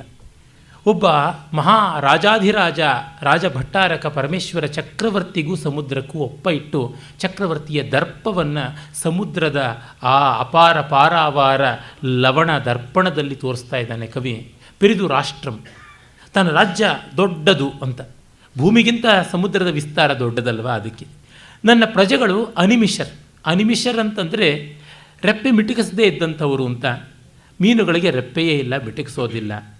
ಇನ್ನು ಅನಿಮಿಷರ್ ಅಂದರೆ ದೇವತೆಗಳು ಅಂತ. ನನ್ನ ರಾಜ್ಯ ದೊಡ್ಡದು, ನನ್ನ ಪ್ರಜೆಗಳು ದೇವ ಸಮಾನರು. ಮಾರುತಂ ಚರನಿರ್ಪನ್ ಅಂತಂದರೆ ಮಾರುತಂ ದೊಡ್ಡ ಶಬ್ದ ಮಾಡುವವನು ಅಂತ ಒಂದು ಅರ್ಥ ಇದೆ. ಅಂದರೆ ದೊಡ್ಡದಾಗಿ ಗಂಟಲು ಹಿರಿದಾಗಿದ್ದುಕೊಂಡು ಎಲ್ಲ ಕಮ್ಯಾಂಡ್ಸ್ ಕೊಡಬಲ್ಲಂಥವನು ನನ್ನ ಚರ. ಅಂದರೆ ನಾನು ಅಬ್ಬರಿಸ್ತೀನಿ ಅಂದರೆ ನನಗೆ ಇನ್ನೂ ಜೋರಾಗಿ ಅಬ್ಬರ ಹಾಕಬಲ್ಲಂಥವನು ಅಂತ ಒಂದು ಅರ್ಥ ಉಂಟು. ದೊಡ್ಡ ಬಾಯಿ ಇದ್ದರೆ ಸಾಕು 8 ಕರಿಯೋ ಎಮ್ಮೆ ಕಟ್ಟಿಕೊಂಡಂತೆ ಅಂತ ಬೀಚಿ ಹೇಳ್ತಾರೆ. ಜೊತೆಗೆ ಮಾರುತಂ ಅಂತಂದರೆ ಜಗತ್ಪ್ರಾಣನಾದವನು ಚರನ್. ನನಗೆ ಪರಿಚಾರಕನಾಗಿದ್ದಾನೆ ಅಂತ. ಸಮುದ್ರದ ಮೇಲೆ ಬೀಸುವಂಥದ್ದು ಗಾಳಿಯಲ್ಲದೆ ಇನ್ಯಾವುದು. ಹೀಗಾಗಿ ಮಾರುತನ್ ಚರ ನಿರ್ಪನ್ನವನು ಓಡಾಡ್ತಾ ಇದ್ದಾನೆ ಅಂತ ಒಂದರ್ಥ. ಅವನನ್ನು ಅನುಸರಿಸಿ ವಾಹಿನಿ ಬಲಮುಂಟು. ವಾಹಿನಿ ಅನ್ನೋದಕ್ಕೆ ಸೇನೆ ಅಂತ ಅರ್ಥ. ಧ್ವಜಿನಿ ವಾಹಿನಿ ಸೇನಾ ಪ್ರತನ ಅನೀಕಿನಿ ಚಮು ಅನೀಕಿನಿ ಬಲಂ ಸೈನ್ಯಂ ಚಕ್ರಂ ಚಾನೀಕಂ ಇತ್ಯಾದಿ ಅಮರಕೋಶ. ವಾಹಿನಿ ಅನ್ನೋದಕ್ಕೆ ನದಿ ಅಂತ ಒಂದು ಅರ್ಥ ಇದೆ. ಅನೇಕ ನದಿಗಳ ಬಲ ಉಂಟು, ದೊಡ್ಡ ಸೈನ್ಯ ಇದೆ. ಏನೇ ಆಗಲಿ ದೇಶಕ್ಕೆ ಸರಿಗೆ ಒಳ್ಳೆ ಪ್ರಜೆಗಳು, ಬಂದೋಬಸ್ತಾದಂತಹ ವ್ಯವಸ್ಥೆಯ ಸೈನ್ಯ, ದುಡ್ಡು, ಮೂರು ಇರಬೇಕು. ಇವತ್ತು ನಮ್ಮ ದೇಶ ಸೈನ್ಯ ಗಟ್ಟಿಯಾಗಿ ಇಟ್ಟುಕೊಂಡಿಲ್ಲ, ಡಿಫೆನ್ಸ್ ಸರಿಯಾಗಿಲ್ಲ, ಪ್ರಜೆಗಳ ನೆಟ್ಟಿಗೆ ಇಲ್ಲ. ಇದು ಬಂದಿರುವುದು ಕಷ್ಟ. ಜೊತೆಗೆ ಮರೆಗೊಂಬದು ಎನ್ನ ಭೂಭೃತ್ ಕುಲಂ. ಭೂಭೃತ್ ಅಂದರೆ ರಾಜ ಅಂತ ಒಂದು ಅರ್ಥ, ಇನ್ನೊಂದು ಅರ್ಥ ಬೆಟ್ಟ ಅಂತ. ಸಾಕ್ಷಾತ್ ಮೈನಾಕ ಪರ್ವತವೇ ಬಂದು ರೆಕ್ಕೆಗಳನ್ನು ಕಾಪಾಡಿಕೊಳ್ಳಬೇಕು ಅಂತ ಪಕ್ಷ ರಕ್ಷಣೆಗಾಗಿ ಈ ಸಮುದ್ರವನ್ನು ಆಶ್ರಯಿಸಿತು. ಜೊತೆಗೆ ಭೂಭೃತ್ಕುಲಂ ಅಂದರೆ ರಾಜರುಗಳೇ ಬಂದು ನನ್ನನ್ನು ಆಶ್ರಯಿಸ್ತಾರೆ, ಅಷ್ಟು ಸಾಮಂತರುಗಳು ನನಗಿದ್ದಾರೆ ಅಂತ. ರತ್ನ ಭಾಂಡಾಗಾರ ಮಿರ್ಪುದು, 14 ದಿವ್ಯ ರತ್ನಗಳೇ ಸಮುದ್ರ ಮಥನ ಕಾಲದಲ್ಲಿ ಹೊರಹೊಮ್ಮಿದುವು. ಜೊತೆಗೆ ಮುತ್ತು, ಹವಳ ಮೊದಲಾದ ರತ್ನ ಪ್ರಕಾರಗಳು ಇವೆ. ಹೀಗಾಗಿ ಬೊಕ್ಕಸ ತುಂಬಿದೆ. ನಿರತ ಸತ್ವಾತಿಶಯ. ಸತ್ವ ಅನ್ನೋದಕ್ಕೆ ಬಗೆ ಬಗೆಯಾದ ಜೀವರಾಶಿಗಳು ಅಂತ. ನೀರಾನೆ, ನೀರು ಕುದುರೆ, ನೀರು ಹಸು, ನೀರು ನಾಯಿ, ಒಂದೇ ಎರಡೇ, ಏನು ಜಗತ್ತಲ್ಲಿ ನೆಲದ ಮೇಲಿದೆ ಅದೆಲ್ಲೂ ನೀರಿನೊಳಗಿದೆ ಅಂತಂತಾರೆ. ಹೀಗೆ ಸತ್ವ ಅನ್ನೋದಕ್ಕೆ ಆತ್ಮಬಲ ಅಂತ ಒಂದು ಅರ್ಥ. ಸತ್ವ ಇದೆ ನನಗೆ, ಯಾವುದಿಲ್ಲದಿದ್ರೂ ಪರವಾಗಿಲ್ಲ ಅನ್ನುವಂಥದ್ದು. ಜೊತೆಗೆ ಜೀವರಾಶಿಗಳಿವೆ ಅಂತಲೂ ಸಮುದ್ರಕ್ಕೆ ಅರ್ಥ. ಇದರಲ್ಲಿ ಏನ ಸಿಗಿದೋಡಂ ಹೊರೆವರ ಆರುಂಟು. ನಾನು ಏನು ಮಾಡಿದ್ರೆ ಯಾರು ಏನು ಅಂಕೆ ಶಂಕೆಯಿಂದ ಆಕ್ಷೇಪ ಮಾಡ್ತಾರೆ. ಪುಲ್ಗೆಣೆಯಲ್ತೆ, ಇನ್ನು ಯಾರು ಹುಲ್ಲಿಗೆ ಎಣೆ, ಕಸಕ್ಕೆ ಸಮಾನ ಮುಳಿದೊಡಾಂ ಸರಸಿಜ ಭವಾಂಡಮೆಂದು. ಇನ್ನು ಯಾರು ಮುನಿದರೆ, ಆ ಬ್ರಹ್ಮಾಂಡದಲ್ಲಿ ಯಾರು ಮುನಿದರೂ ನಾನು ಅವ್ರನ್ನ ಲೆಕ್ಕಕ್ಕಿಡೋದಿಲ್ಲ ಅಂತ ಅಬ್ಬರಿಸುವಲು ಅರ್ಣವಂ ಘೂರ್ಣಿಸುವುದು. ಸಮುದ್ರದ ಮೊರೆತಕ್ಕೆ ಇದು ಕಾರಣ ಅಂತ ಶ್ಲೇಷಾನುಪ್ರಾಣಿತವಾದ ಉತ್ಪ್ರೇಕ್ಷ ಅಲಂಕಾರ. ಮತ್ತೆ ಹೇಳಿದ್ನಲ್ಲ, ಶ್ಲೇಷ ಎಲ್ಲ ಅಲಂಕಾರಗಳಿಗೂ ಶೋಭೆ ಕೊಡುತ್ತೆ ಅಂತ. ರಾಜನ ಹಾಗೆ ಬೊಬ್ಬಿಡ್ತಾ ಇದೆ ಸಮುದ್ರ ಅಂತ ವರ್ಣಿಸಿದರೆ ಬರೋದಿಲ್ಲ. ರಾಜನಿಗಿರುವ ವಿಶೇಷಣಗಳನ್ನೆಲ್ಲವನ್ನೂ ಇಲ್ಲಿ ತಂದು ಸೇರಿಸಿ ಮಾಡುವಂಥದ್ದು ಇದೆಯಲ್ಲ, ಆ ವಿಶೇಷಣಗಳಲ್ಲಿ ಶ್ಲೇಷ ತಂದು ಕೊಟ್ಟಾಗ ಅದೊಂದು ಸಮಾಸೋಕ್ತಿ ಎನ್ನುವ ಅಲಂಕಾರಕ್ಕೂ ಕೂಡ ಎಣೆಯಾಗಿ ಬರುವಂಥದ್ದಾಗುತ್ತದೆ ಅಂತ. ಒಂದು ಕಡೆ ಅಬ್ಬರಿಸ್ತಾ ಇದೆ ಎನ್ನುವಲ್ಲಿ ಶ್ಲೇಷ ಬಂತು, ಸಮಾಸೋಕ್ತಿ ಬಂತು, ಉತ್ಪ್ರೇಕ್ಷೆ ಬಂತು, ಸಮಾಸೋಕ್ತಿ ಬಂತು, ಶ್ಲೇಷ ಬಂತು. ಇವು ಮೂರು ಅನ್ಯೋನ್ಯವಾಗಿ ಏನು ಎಂಥದ್ದು ಅಂತ ಗುರುತಿಸೋಕ್ಕಾಗದ ನೀರಕ್ಷೀರ ನ್ಯಾಯದಿಂದ ಸೇರೋದ್ರಿಂದ ಸಂಕರಾಲಂಕಾರ ಅಂತ ಕೂಡ ಕರಿಬಹುದು. ಆ ರೀತಿಯಾಗಾಯಿತು. ಮತ್ತು ಸಮುದ್ರ ತನ್ನ ಹೆಮ್ಮೆಯನ್ನು ವರ್ಣಿಸುವಲ್ಲಿ ಕವಿ ತೋರಿಸುವಂಥ ಪದ ಸಂಪದ ಉಂಟು ನೋಡಿ.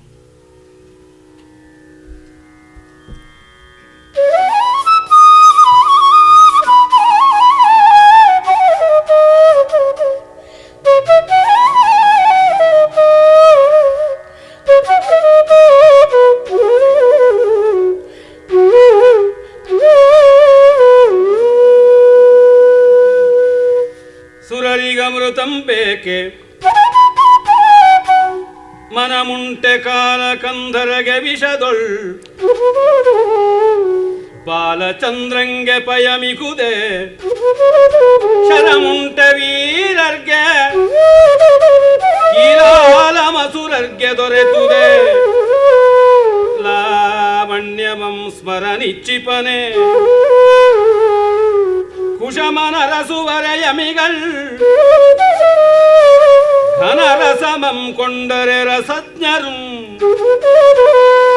ಘನರಸಮಂ ಕೊಂಡರೆ ರಸಜ್ಞರು ತಿನ್ನು ಆದರದೆ ತಾನೀವೆನೆಂದೊರವಂತೆ ತಾನೀವೆನೆಂದೊರವಂತೆ ಮೊರವಂ ಮೊರವಂ ಮೊರವಂ ಸುರರಿಗಮೃತಂ ಬೇಕೆ ಮನಮುಂಟೆ ಕಾಲ ಕಂದರಗೆ ವಿಷದೊಳ್ ಬಾಲಚಂದ್ರಂಗೆ ಪಯಮಿಗುದೆ ಶರಮುಂಟೆ ವೀರರ್ಗೆ ಕೀಲಾಲ ಮಸುರರ್ಗೆ ದೊರೆತುದೆ ಲಾವಣ್ಯಮಂ ಸ್ವರ ನಿಚ್ಚಿಪನೆ ಕುಶಮನರಸುವರೆ ಯಮಿಗಳ್ ಘನರಸಮಂ ಕೊಂಡರೆ ರಸಜ್ಞರುಂಟಿನ್ನುನ್ಮಾದರದೆ ತಾನೀವೆನೆಂದೊರೆವಂತೆ ಮೊರೆವಂ ಮೊರೆವಂ ತೆರದಿಂದಬ್ದಿರಾಜಂ ತೆರದಿಂದಬ್ದಿರಾಜಂ ಮೊರೆವಂ ಮೊರೆವಂ ಮೊರೆವಂ.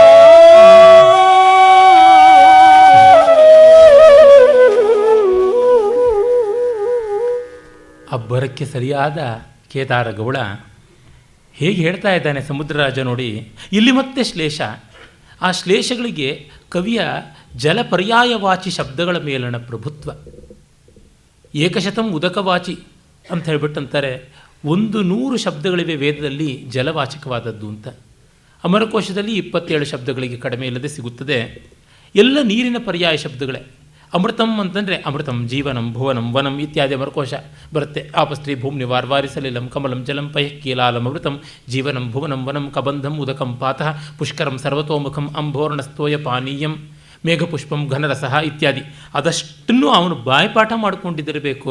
ಆ ಕ್ಷಣಕ್ಕೆ ಅವೆಲ್ಲ ಒದಗಬೇಕಲ್ವ. ದೇವತೆಗಳಿಗೆ ಅಮೃತ ಬೇಕೇ, ಇರೋದು ಒಂದೇ ನೀರು, ಅದು ಉಪ್ಪು ನೀರು. ಆದರೆ ಹೇಳ್ಕೊಳ್ಳೋದು ನೋಡಿ ಎಷ್ಟು ಚೆನ್ನಾಗಿ ಹೇಳ್ತಾ ಇದ್ದಾನೆ. ದೇವತೆಗಳಿಗೆ ಅಮೃತ ಬೇಕೇ, ಇದೆ ನಮ್ಮಲ್ಲಿ. ಆದರೆ ಅದು ಮೆಟೀರಿಯಲ್ ಮಾತ್ರ ಬೇರೆ, ಬ್ರ್ಯಾಂಡ್ ನೇಮ್ ಮಾತ್ರ ಒಂದು. ಮನಮುಂಟೆ ಕಾಲ ಕಂಧರಿಗೆ ವಿಷದಳು. ವಿಷ ಕುಡಿಬೇಕು ಅಂತ ಏನಾರು ಶಿವನಿಗೆ ಉಂಟಾ? ವಿಷ ಅಂತ ನೀರಿಗೆ ಹೆಸರುಂಟು ಸಂಸ್ಕೃತದಲ್ಲಿ. ಬಾಲಚಂದ್ರನಿಗೆ ಪಾಪ ಹಾಲು ಬೇಕೇ, ಪಯಂ ಪಯ ಕೀಲಾಲಂ ಅಂತೆಲ್ಲ ಅಂತೀವಿ. ಶರಮುಂಟೆ ವೀರರಿಗೆ, ವೀರರಿಗೆ ಬಾಣ ಬೇಕೇ, ಶರ ಅಂತ. ಶರರುಹ ಅಂತಂದರೆ ಕಮಲ ಅಂತ ಅರ್ಥ ತಾನೆ. ಕೀಲಾಲಂ ಅಸುರರಿಗೆ ಹೆಂಡ ಅಂತ ಅರ್ಥ. ರಾಕ್ಷಸರಿಗೆ ವಾರುಣಿ ಮಧ್ಯ ಬೇಕೇ, ಅದು ಇದೆ. ಲಾವಣ್ಯ ಲವಣಸ್ಯ ಭಾವ ಲಾವಣ್ಯಂ. ಉಪ್ಪು ತುಂಬಿರತಕ್ಕಂಥ ನೀರು ಬೇಕೇ, ಮನ್ಮಥನಿಗೆ ಲಾವಣ್ಯ ಬೇಕೇ, ಅದು ಕೊಡ್ತೀವಿ. ಸ್ವರ ನಿಶ್ಚಿಸುವನೆ. ಕುಶಮನ್ ಅರಸುವರೆ ಯಮಿಗಳು. ದರ್ಭೆ ಬೇಕೇ, ಕುಶೇಶಯ ಅಂತಂದರೆ ತಾವರೆ, ದರ್ಭೆ ಕೊಡ್ತೀವಿ. ಘನರಸವನ್ನು, ರಸಜ್ಞರಿಗೆ ಘನವಾದ ರಸ ಬೇಕು. ಘನರಸ ಮೋಡ ಘನ, ಅದರಿಂದ ಬಂದಂಥ ರಸ ನೀರು. ಹೀಗಾಗಿ ಯಾರಿಗೆ ಯಾವುದು ಬೇಕೋ ಅದಷ್ಟನ್ನು ಕೊಡ್ತೀನಿ ಅಂತ ಹೇಳ್ಬಿಟ್ಟು ಒಂದು ಉಪ್ಪು ನೀರಿನಲ್ಲೇನೆ ಸಮುದ್ರ ಇಷ್ಟು ಬಿಂಕ ಮಾಡ್ತಾ ಇದೆ ಅಂತ ಹೇಳ್ತಾನೆ. ಇದು ತುಂಬ ಚಮತ್ಕಾರಮಯವಾದಂಥ ಪದ್ಯ. ಏನಂದರೆ ಈ ಥರದಕ್ಕೆ ಒಂದು ಆಸ್ವಾದ ಮಾಡುವ ಮನಸ್ಸು ಬೇಕು, ವ್ಯುತ್ಪತ್ತಿ ಬೇಕು, ಹೃದಯ ವೈಶಾಲ್ಯವೂ ಬೇಕು. ಈ ಥರದ ಪದ್ಯಗಳನ್ನು ಓದಿ ಇಂಥ ಪದ್ಯವನ್ನೇ ಬರೀಬೇಕು ಅಂತಲ್ಲ, ಇಂಥ ಪದ್ಯವನ್ನು ಓದಿ ಮೆಚ್ಚುವ ತಾಕತ್ತು ಬೇಕು ಈ ಹೊತ್ತಿನ ಕನ್ನಡ ಸಾಹಿತ್ಯಕ್ಕೆ. ಅದಿಲ್ಲವಲ್ಲ ಅಂತ ನನಗೆ ಸಂಕಟ ಆಗೋದು. ಇನ್ನೊಂದು ಈ ಥರದ ಕಾವ್ಯ ಬರೆಯಬೇಕಿಲ್ವೋ ಏನೋ. ಆದರೆ ಇದನ್ನು ಅರ್ಥೈಸಬಲ್ಲೆ, ಇದನ್ನು ಮೆಚ್ಚಿ ತಲೆದೂಗಬಲ್ಲೆ ಎನ್ನುವುದು ಒಂದು ಸಂಸ್ಕಾರ. ಅದು ಕಳ್ಕೊಂಡ ಮೇಲೆ ನಾವು ತುಂಬ ಕಳ್ಕೊಂಡಿದ್ದೀವಿ ಅಂತ ಆಗಿಬಿಡುತ್ತೆ. ಮತ್ತು ನೋಡಿ, ಯಮಕಾಲಂಕಾರದಿಂದ ಅವನು ಮಾಡುವಂಥ ಒಂದು ಸೊಗಸು, ಅದು ಮತ್ತೆ ಶ್ಲೇಷಾನುಪ್ರಾಣಿತ.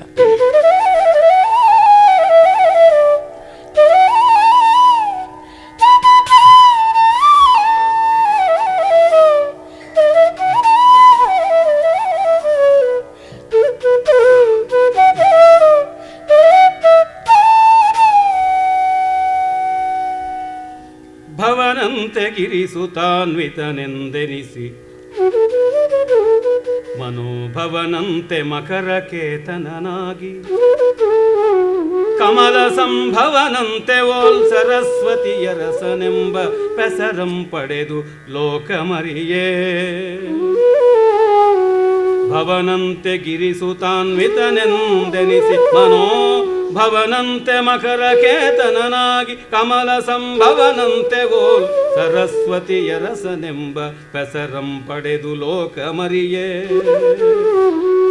ಭವನಲ್ಲ ಮೇಣ್ಮೈಯೊಳೊಪ್ಪಿರ್ದು ಆತ್ಮ ಸಂಭವನಲ್ಲ, ಭವನಲ್ಲ ಮೇಣ್ಮೈಯೊಳೊಪ್ಪಿರ್ದು ಆತ್ಮ ಸಂಭವನಲ್ಲ, ಲಾವಣ್ಯ ಲೀಲೆಯಿಂದ ಸೆದಬ್ಜ ಭವನಲ್ಲ.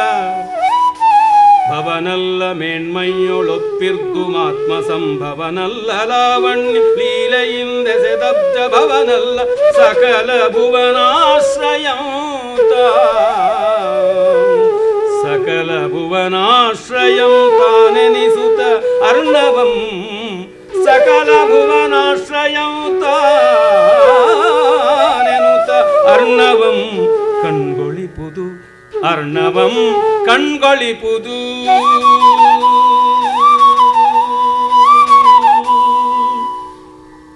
ಸೊಗಸಾದ ಅಭಿರಿ ಭೀಂಪಲಾಸಿ. ಇಲ್ಲಿ ಪರಿಸಂಖ್ಯಾಲಂಕಾರ ಮತ್ತು ವ್ಯತಿರೇಕಾಲಂಕಾರ ಎರಡೂ ಸೇರಿ ಅವೆರಡೂ ಮತ್ತೆ ಶ್ಲೇಷಾನುಪ್ರಾಣಿತವಾಗಿವೆ. ಶ್ಲೇಷ ಇಲ್ಲದೆ ಪರಿಸಂಖ್ಯಾಲಂಕಾರವೇ ಮಾಡೋದಕ್ಕೆ ಸಾಧ್ಯ ಇಲ್ಲ. ಈ ರೀತಿಯಾದ ರಚನಾ ಚಮತ್ಕಾರವನ್ನು ಕಂಡಾಗ ಮಾತ್ರ ಅದನ್ನು ಬಲ್ಲವ್ರಿಗೆ ಗೊತ್ತಾಗುತ್ತೆ ಅಷ್ಟೇ. ಇನ್ನೇನು ಹೇಳೋಣ. ಇದನ್ನೆಲ್ಲ ಈ ಹೊತ್ತಿನ ಇವರುಗಳು ಉಪೇಕ್ಷೆ ಮಾಡ್ತಾರೆ. ಅದಕ್ಕೆ ಕಾರಣ ಅವರಿಗೆ ಗೊತ್ತಿಲ್ಲ. ಈ ಥರದ್ದನ್ನು ಓದಿ ಅರ್ಥ ಮಾಡಿಕೊಂಡು ಮಾಡೋದಕ್ಕೆ ಆಗೋಲ್ಲ.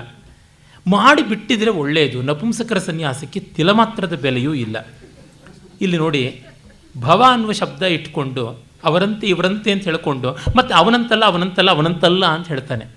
ಈ ಅನ್ವಯ ವ್ಯತಿರೇಕಗಳು ಕೂಡ ತುಂಬ ಸೊಗಸಾದದ್ದು ಮತ್ತು ಅವೆಲ್ಲ ಪ್ರಾಸಸ್ಥಾನಕ್ಕೆ ಬರುತ್ತೆ. ಇಲ್ಲಿ ಶಬ್ದಾಲಂಕಾರವಾಗಿ ನಾವು ನೋಡಿದರೆ ಯಮಕ ಅನ್ನುವ ಅಲಂಕಾರ ಇದೆ. ಆದ್ಯಮಕ ಉಂಟು, ಆದಿ ಯಮಕ ಉಂಟು. ಇನ್ನು ಅರ್ಥಾಲಂಕಾರದಲ್ಲಿ ನೋಡಿದ್ರೆ ನಾನು ಹೇಳಿದಂತೆ 3-4 ಬರುತ್ತೆ. ಪರಿಸಂಖ್ಯಾಲಂಕಾರ ಇರ್ಬೋದು, ವಿರೋಧಾಲಂಕಾರ ಇರ್ಬೋದು, ವ್ಯತಿರೇಕಾಲಂಕಾರ ಇರ್ಬೋದು, ಅವೆಲ್ಲ ಸೇರಿಕೊಂಡಾದಂಥ ಸಂಕರಾಲಂಕಾರ ಇರ್ಬೋದು. ಅವೆಲ್ಲ ಶ್ಲೇಷಾನುಪ್ರಾಣಿತವಾಗಿರುವಂಥದ್ದು. ಅಂದರೆ ಒಂದು ಬಾರಿಗೆ ಹಲವು ಬಗೆಯ ಹೊಳಪುಗಳನ್ನು ಬೇರೆ ಬೇರೆ ಮುಖಗಳಿಂದ ತೋರಿಸುವ ಒಂದು ವಜ್ರದಂತೆ. ಭವ ಅಂದರೆ ಶಿವ. ಗಿರಿಸುತಾನ್ವಿತನೆಂದೆನಿಸಿ ಭವನಂತೆ. ಗಿರಿಸುತ ಬೆಟ್ಟದ ಮಗಳಾದ ಪಾರ್ವತಿಯನ್ನು ಹೊಂದಿ ಇವನು ಶಿವನಂತೆ ತೋರ್ತಾನೆ. ಸಮುದ್ರಕ್ಕೆ ಎಲ್ಲಿ ಪಾರ್ವತಿ ಅಂತಂದರೆ ಗಿರಿಸುತ ಅನ್ವಿತ. ಬೆಟ್ಟದ ಮಗ ಯಾರು? ಮೈನಾಕ, ಹಿಮಾಲಯದ ಮಗ. ಕಾಳಿದಾಸ ಬರೀತಾನೆ, ಹಿಮವಂತನಿಗೆ ಒಬ್ಬ ಮಗ, ಒಬ್ಬ ಮಗಳು. ಕೀರ್ತಿಗೊಬ್ಬ ಮಗ, ಆರತಿಗೊಬ್ಬ ಮಗಳು ಅಂತ. ಈ ಮಗನಿಂದ ಕೀರ್ತಿ ಏನು ಬರಲಿಲ್ಲ, ಆ ಮಗಳಿಂದಲೇ ಕೀರ್ತಿ ಆರತಿ ಎಲ್ಲ ಬಂದುಬಿಡ್ತು. ಅದು ಬೇರೆ ವಿಷಯ. ಹೀಗಾಗಿ ಮೈನಾಕನಿಗೆ ಇವನು ಆಶ್ರಯನಾಗಿರೋದ್ರಿಂದ ಅವನು ಗಿರಿಸುತ ಅನ್ವಿತನಾಗಿ, ಗಿರಿಸುತಾ ಅನ್ವಿತನಾಗಿ ಶಿವನಂತೆ ಆಗಿದ್ದಾನೆ ಅಂತ. ಸವರ್ಣ ದೀರ್ಘ ಸಂಧಿ ಅಂತ ಒಂದೇ ಶಬ್ದ, ರೂಪ ಬಂದಿದೆ, ಅರ್ಥ ವ್ಯತ್ಯಾಸ ಇದೆ. ಇನ್ನು ಮನೋಭವನಂತೆ ಮಕರಕೇತನನಾಗಿ. ಮೊಸಳೆಗಳೆಲ್ಲ ಇಲ್ಲಿರ್ತಕ್ಕಂಥವು ಮಕರಕೇತನ. ಹಾಗಾಗಿ ಮನೋಭವನಂತೆ, ಮನ್ಮಥ ಮನೋಭವ, ಮನಸ್ಸಿನಲ್ಲಿ ಹುಟ್ಟಿದವನು ಮನೋಜ, ಮನಸಿಜ. ಹೀಗೆ ಇಲ್ಲಿರುವ ಮೊಸಳೆಗಳ ಕಾರಣದಿಂದ ನಮಗೆ ಗೊತ್ತಿದೆ ಮರೈನ್ ಅಲಿಗೇಟರ್ಸ್ ಇತ್ಯಾದಿಯಾಗೆಲ್ಲ ಇರುವಂಥದ್ದು. ಮತ್ತು ಇನ್ನೊಂದು ಮಕರಕೇತನ, ಮನ್ಮಥನ ಬಾವುಟವೇ ಮೊಸಳೆಯನ್ನು ಹೊಂದಿರುವಂಥದ್ದು. ಮೀನಕೇತನ, ಮಕರಕೇತನ, ಮಕರಾಂಕ ಅಂತ ಕರಿತೀವಿ. ಕಮಲ ಸಂಭವನಂತೆ ಬ್ರಹ್ಮನ ಹಾಗೆ ಸರಸ್ವತಿಯ ಅರಸ. ಇಲ್ಲಿ ಸರಸ್ವತಿಯಲ್ಲಿ ಸರಸ್ವತಿ ನದಿ ಇದೆ. ಸರಸ್ವತಿ ನದಿ, ಸರಸ್ ಅಂದರೆ ಸರೋವರಗಳು, ನೀರುಗಳು, ಇವುಗಳನ್ನು ತುಂಬಿಕೊಂಡಂಥ ವತಿಯರು, ನೀರು ತುಂಬಿಕೊಂಡ ನದಿಗಳು, ಅವುಗಳನ್ನು ಹೊಂದಿದಂಥವನು ಅಂತ. ಹಾಗಿದ್ದರೂ ಇವನು ಭವನಲ್ಲ. ಬೆಟ್ಟವನ್ನು ತುಂಬಿಕೊಂಡಿದ್ದ ಮಾತ್ರದಿಂದ ಇವನು ಶಿವ ಆಗೋದಿಲ್ಲ. ಮತ್ತು ಮಕರಕೇತನ ಆಗಿದ್ದರಿಂದಲೇ ಮನ್ಮಥನೂ ಅಲ್ಲ, ಆತ್ಮಸಂಭವನೂ ಅಲ್ಲ, ಮತ್ತು ಅಬ್ಜಭವನಲ್ಲ. ಯಾಕೆ? ಲಾವಣ್ಯ ಲೀಲೆಯಿಂದ ಕೂಡಿದ್ರೂ ಕೂಡ ಅಂತ ಮತ್ತೆ ಅಲ್ಲಿ ಶ್ಲೇಷದ ಮೂಲಕವಾಗಿ ಅವರಲ್ಲ ಅಂತಲೂ ಹೇಳ್ತಾ ಇದ್ದಾನೆ. ಹೀಗೆ ಅರ್ಣವ ಸಕಲ ಭುವನಾಶ್ರಯ. ಭುವನ ಅನ್ನೋದಕ್ಕೆ ಜಗತ್ತು. ಇನ್ನೊಂದರ್ಥ ಭುವನಂ, ವನಂ ಅಂತಂದರೆ ನೀರು ಅಂತ ಅರ್ಥ ಉಂಟು. ಎಲ್ಲ ನೀರುಗಳಿಗೆ ಆಶ್ರಯನಾಗಿದ್ದು ಅಂತ.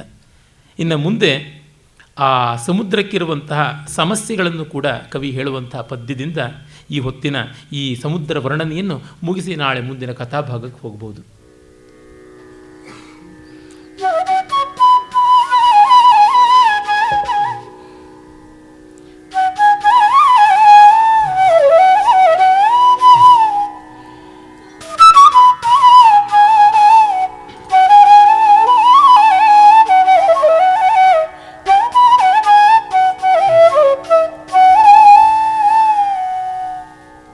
ಅಡಿಗಡಿಗೆ ಬರ್ಪಬಲ್ತೆರೆಗಡೆ ರೋಗಂಗಳೊಡನೆ ಎಳ್ವ ಕಲ್ಲೋಲ ಮಾಲೆಯ ಬೆದರ್ಕೆ. ಅಡಿಗಡಿಗೆ ಬರ್ಪಬಲ್ತೆರೆಗಳೇ ರೋಗಂಗಳೊಡನೆಳ್ವ ಕಲ್ಲೋಲ ಮಾಲೆಯ ಬೆದರ್ಕೆ. ಸಂಗಡಿಸಿರ್ಪ ಸುಳಿಗಳೇ ರಾಗಂಗಳೇ ನಿಳಿಯೆ ಪಿರಿತನಂ ಬಡತನವಲಂ. ಬಡವಾನಲಂ ಚಿಂತೆ ದುಃಖಮೆ ಪೊನಲ್ ಬಾಳ್ಕೆಗಡ ಗುಳ್ಳೆ ಬೆಳ್ಳೊರೆಯೇ. ಸಂತಸಂ ಸುಖಮೇ ಮೇಲ್ ಸಿಡಿವ ಸೀರ್ಪನಿಯನಲ್ ಶರದಿ ಭವ ಶರದಿಯಂ ಪೋಲ್ತೆಸೆದು ಅಚ್ಚರಿಯನೇ. ಶರದಿ ಭವ ಶರದಿಯಂ ಪೋಲ್ತೆಸೆದು ಅಚ್ಚರಿ ಅಚ್ಚರಿ ಅಚ್ಚರಿಯನೇ.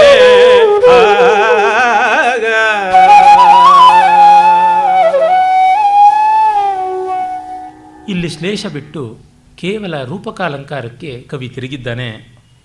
ಸಮುದ್ರ ಭವಶರದಿಯ ಹಾಗೆ ಕಾಣಿಸುತ್ತೆ.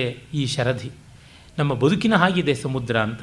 ಬದುಕಿನಲ್ಲಿ ಒಳಿತು ಕೆಡಕು ಸುಖ ದುಃಖ ಎಲ್ಲ ಇರ್ತದಲ್ಲ, ಹಾಗೆ ಮತ್ತೆ ಮತ್ತೆ ಬರ್ತಕ್ಕಂಥ ತೆರೆಗಳೇನೆ ರೋಗಗಳು ಬಂದು ಬಂದು ಅಪ್ಪಳಿಸುತ್ತವೆ. ಹಾಗೆ ಕಲ್ಲೋಲ ಮಾಲೆಯೇ ಅಂತಂದರೆ ಉಕ್ಕೇರಿ ಬರ್ತಕ್ಕಂಥ ಅಲೆಗಳ ಮಾಲೆ, ಅದೇ ನಮ್ಮ ಭವದ ಭಯ. ಇನ್ನು ಸುಳಿಗಳೇ ರಾಗ, ಆಕರ್ಷಣೆಗಳು, ಅಲ್ಲಿ ಬರ್ತಕ್ಕಂಥ ಸುಳಿಗಳು ಚಕ್ರಾಕಾರವಾಗಿ ಸೆಳೆಯುತ್ತವೆ. ಇನ್ನು ಏರಿಳಿತಗಳೇ ಸಿರಿತನ ಬಡತನಗಳು ಅಂತ. ಮುಂದೆ ಅಲೆಯಲ್ಲಿಯೇ ಎಷ್ಟು ಥರ ಮಾಡಿಬಿಟ್ಟಿದ್ದಾನೆ. ಇನ್ನು ಬಡಬಾಗ್ನಿ, ಬಡಬಾನಲ ಸಮುದ್ರದ ಒಳಗಿರುವುದು ಅದೇ ಚಿಂತೆ. ಇನ್ನು ಅಲ್ಲಿ ಹೊಯ್ದಾಟಗಳು ಯಾವುದಿರುತ್ತವೆ, ನದಿಗಳು ಬಂದಾಗ ಹಿನ್ನೀರು ಮುನ್ನೀರು, ಅದೇ ದುಃಖ. ಆ ದುಃಖದಲ್ಲಿ ಬೊಬ್ಬುಳಿ ಅಂತ ಏನಿದೆ ನೊರೆ, ಅದು ಹೀಗೆ ತೋರಿ ಮತ್ತು ಒಡೆದು ಹಾಳಾಗುತ್ತದೆ. ನಮ್ಮ ಬದುಕು ಅಷ್ಟೇ, ಬಬಲ್ ಇದ್ದಂತೆ, ನೀರು ಗುಳ್ಳೆ ಅಂತೆ ಬದುಕು. ಇನ್ನು ಬೆಳ್ಳೊರೆ, ಯಾವುದು ಬೆಳ್ಳಗೆ ತೋರುವಂಥ ನೊರೆ, ಅದು ಸಂತೋಷ ಅಂತ. ಒಂದು ಸಂತೋಷ ಒಂದು ಸ್ವಲ್ಪ ಕಾಲ ಉಕ್ಕೇರಿ ಬರುತ್ತದೆ. ಮತ್ತು ಸುಖವೇ ಮೇಲೆ ಸಿಡಿವ ಸೀರ್ಪನಿ, ಮೇಲಿನ ತುಂತುರೆ ಫ್ರೆಶ್ನೆಸ್ ತಂದು ಕೊಡ್ತಕ್ಕಂಥ ಸುಖ. ಹೀಗೆ ಸುಖ ದುಃಖಗಳು ಯಾವ ರೀತಿ ಇರ್ತವೆ ಅಂದರೆ ದುಃಖದ ಪ್ರಮಾಣ ಜಾಸ್ತಿ ಎನ್ನುವುದು ಧ್ವನಿ. ಕವಿಯ ಬದುಕಿನ ಅನುಭವ ಕೂಡ ಹಾಗೆ. ಈ ಸಮುದ್ರದ ಹಾಗೆ ಬದುಕಿದೆ, ಬದುಕಿನ ಹಾಗೆ ಸಮುದ್ರ ಇದೆ ಅಂತ. ಇನ್ನು ಮುಂದೆ ನಾವು ನಾಳೆ ದಿವಸ ಕಥಾಭಾಗವನ್ನು ಒಂದಷ್ಟು ನೋಡಿ ಪಟ್ಟಾಭಿಷೇಕವನ್ನು ಕಾಣೋಣ. ಆಮೇಲೆ ಇನ್ನು 3 ದಿವಸಗಳು ರಾಮಾಶ್ವಮೇಧದ ಪ್ರಧಾನವಾಗಿ ಮುದ್ದಣ ಮನೋರಮರ ಸಲ್ಲಾಪವನ್ನೇ ಕೇಂದ್ರವಾಗಿಟ್ಟುಕೊಂಡು ನೋಡೋಣ. ಇದೀಗ ಈ ಹೊತ್ತಿನ ಕಾರ್ಯಕ್ರಮ ಮುಗಿತು. ಮಂಗಳ.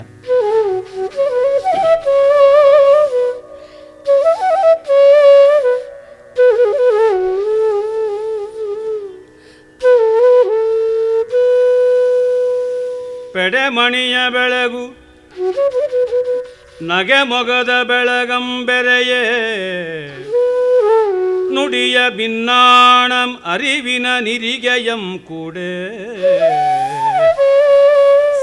ಸೆಡೆದ ನವರಸದೊಡನೆ ಭಕ್ತಿ ರಸ ಮುಂದೆ, ನಾಗೇಂದ್ರಂ ಮುನೀಶ್ವರಂಗೆ ಮುಡಿಯದಿ ಚರಿತಂ ಈ ಬಾಯ್ಗಳಿಂಪೇಳ್ದುಮೆನೆ, ಕಡುನೇಗದಿಂದೊರೆದ ಕಥೆಯಂ ಅತಿಭಕ್ತಿಗಿಂ ಬಿಡದೆ ಓದಿ ಕೇಳುವ ಸಜ್ಜನರಿಗೆ ಇಷ್ಟಾರ್ಥಮಂ ಕೊಡುವನ್ ಆ ಶ್ರೀರಾಮನು.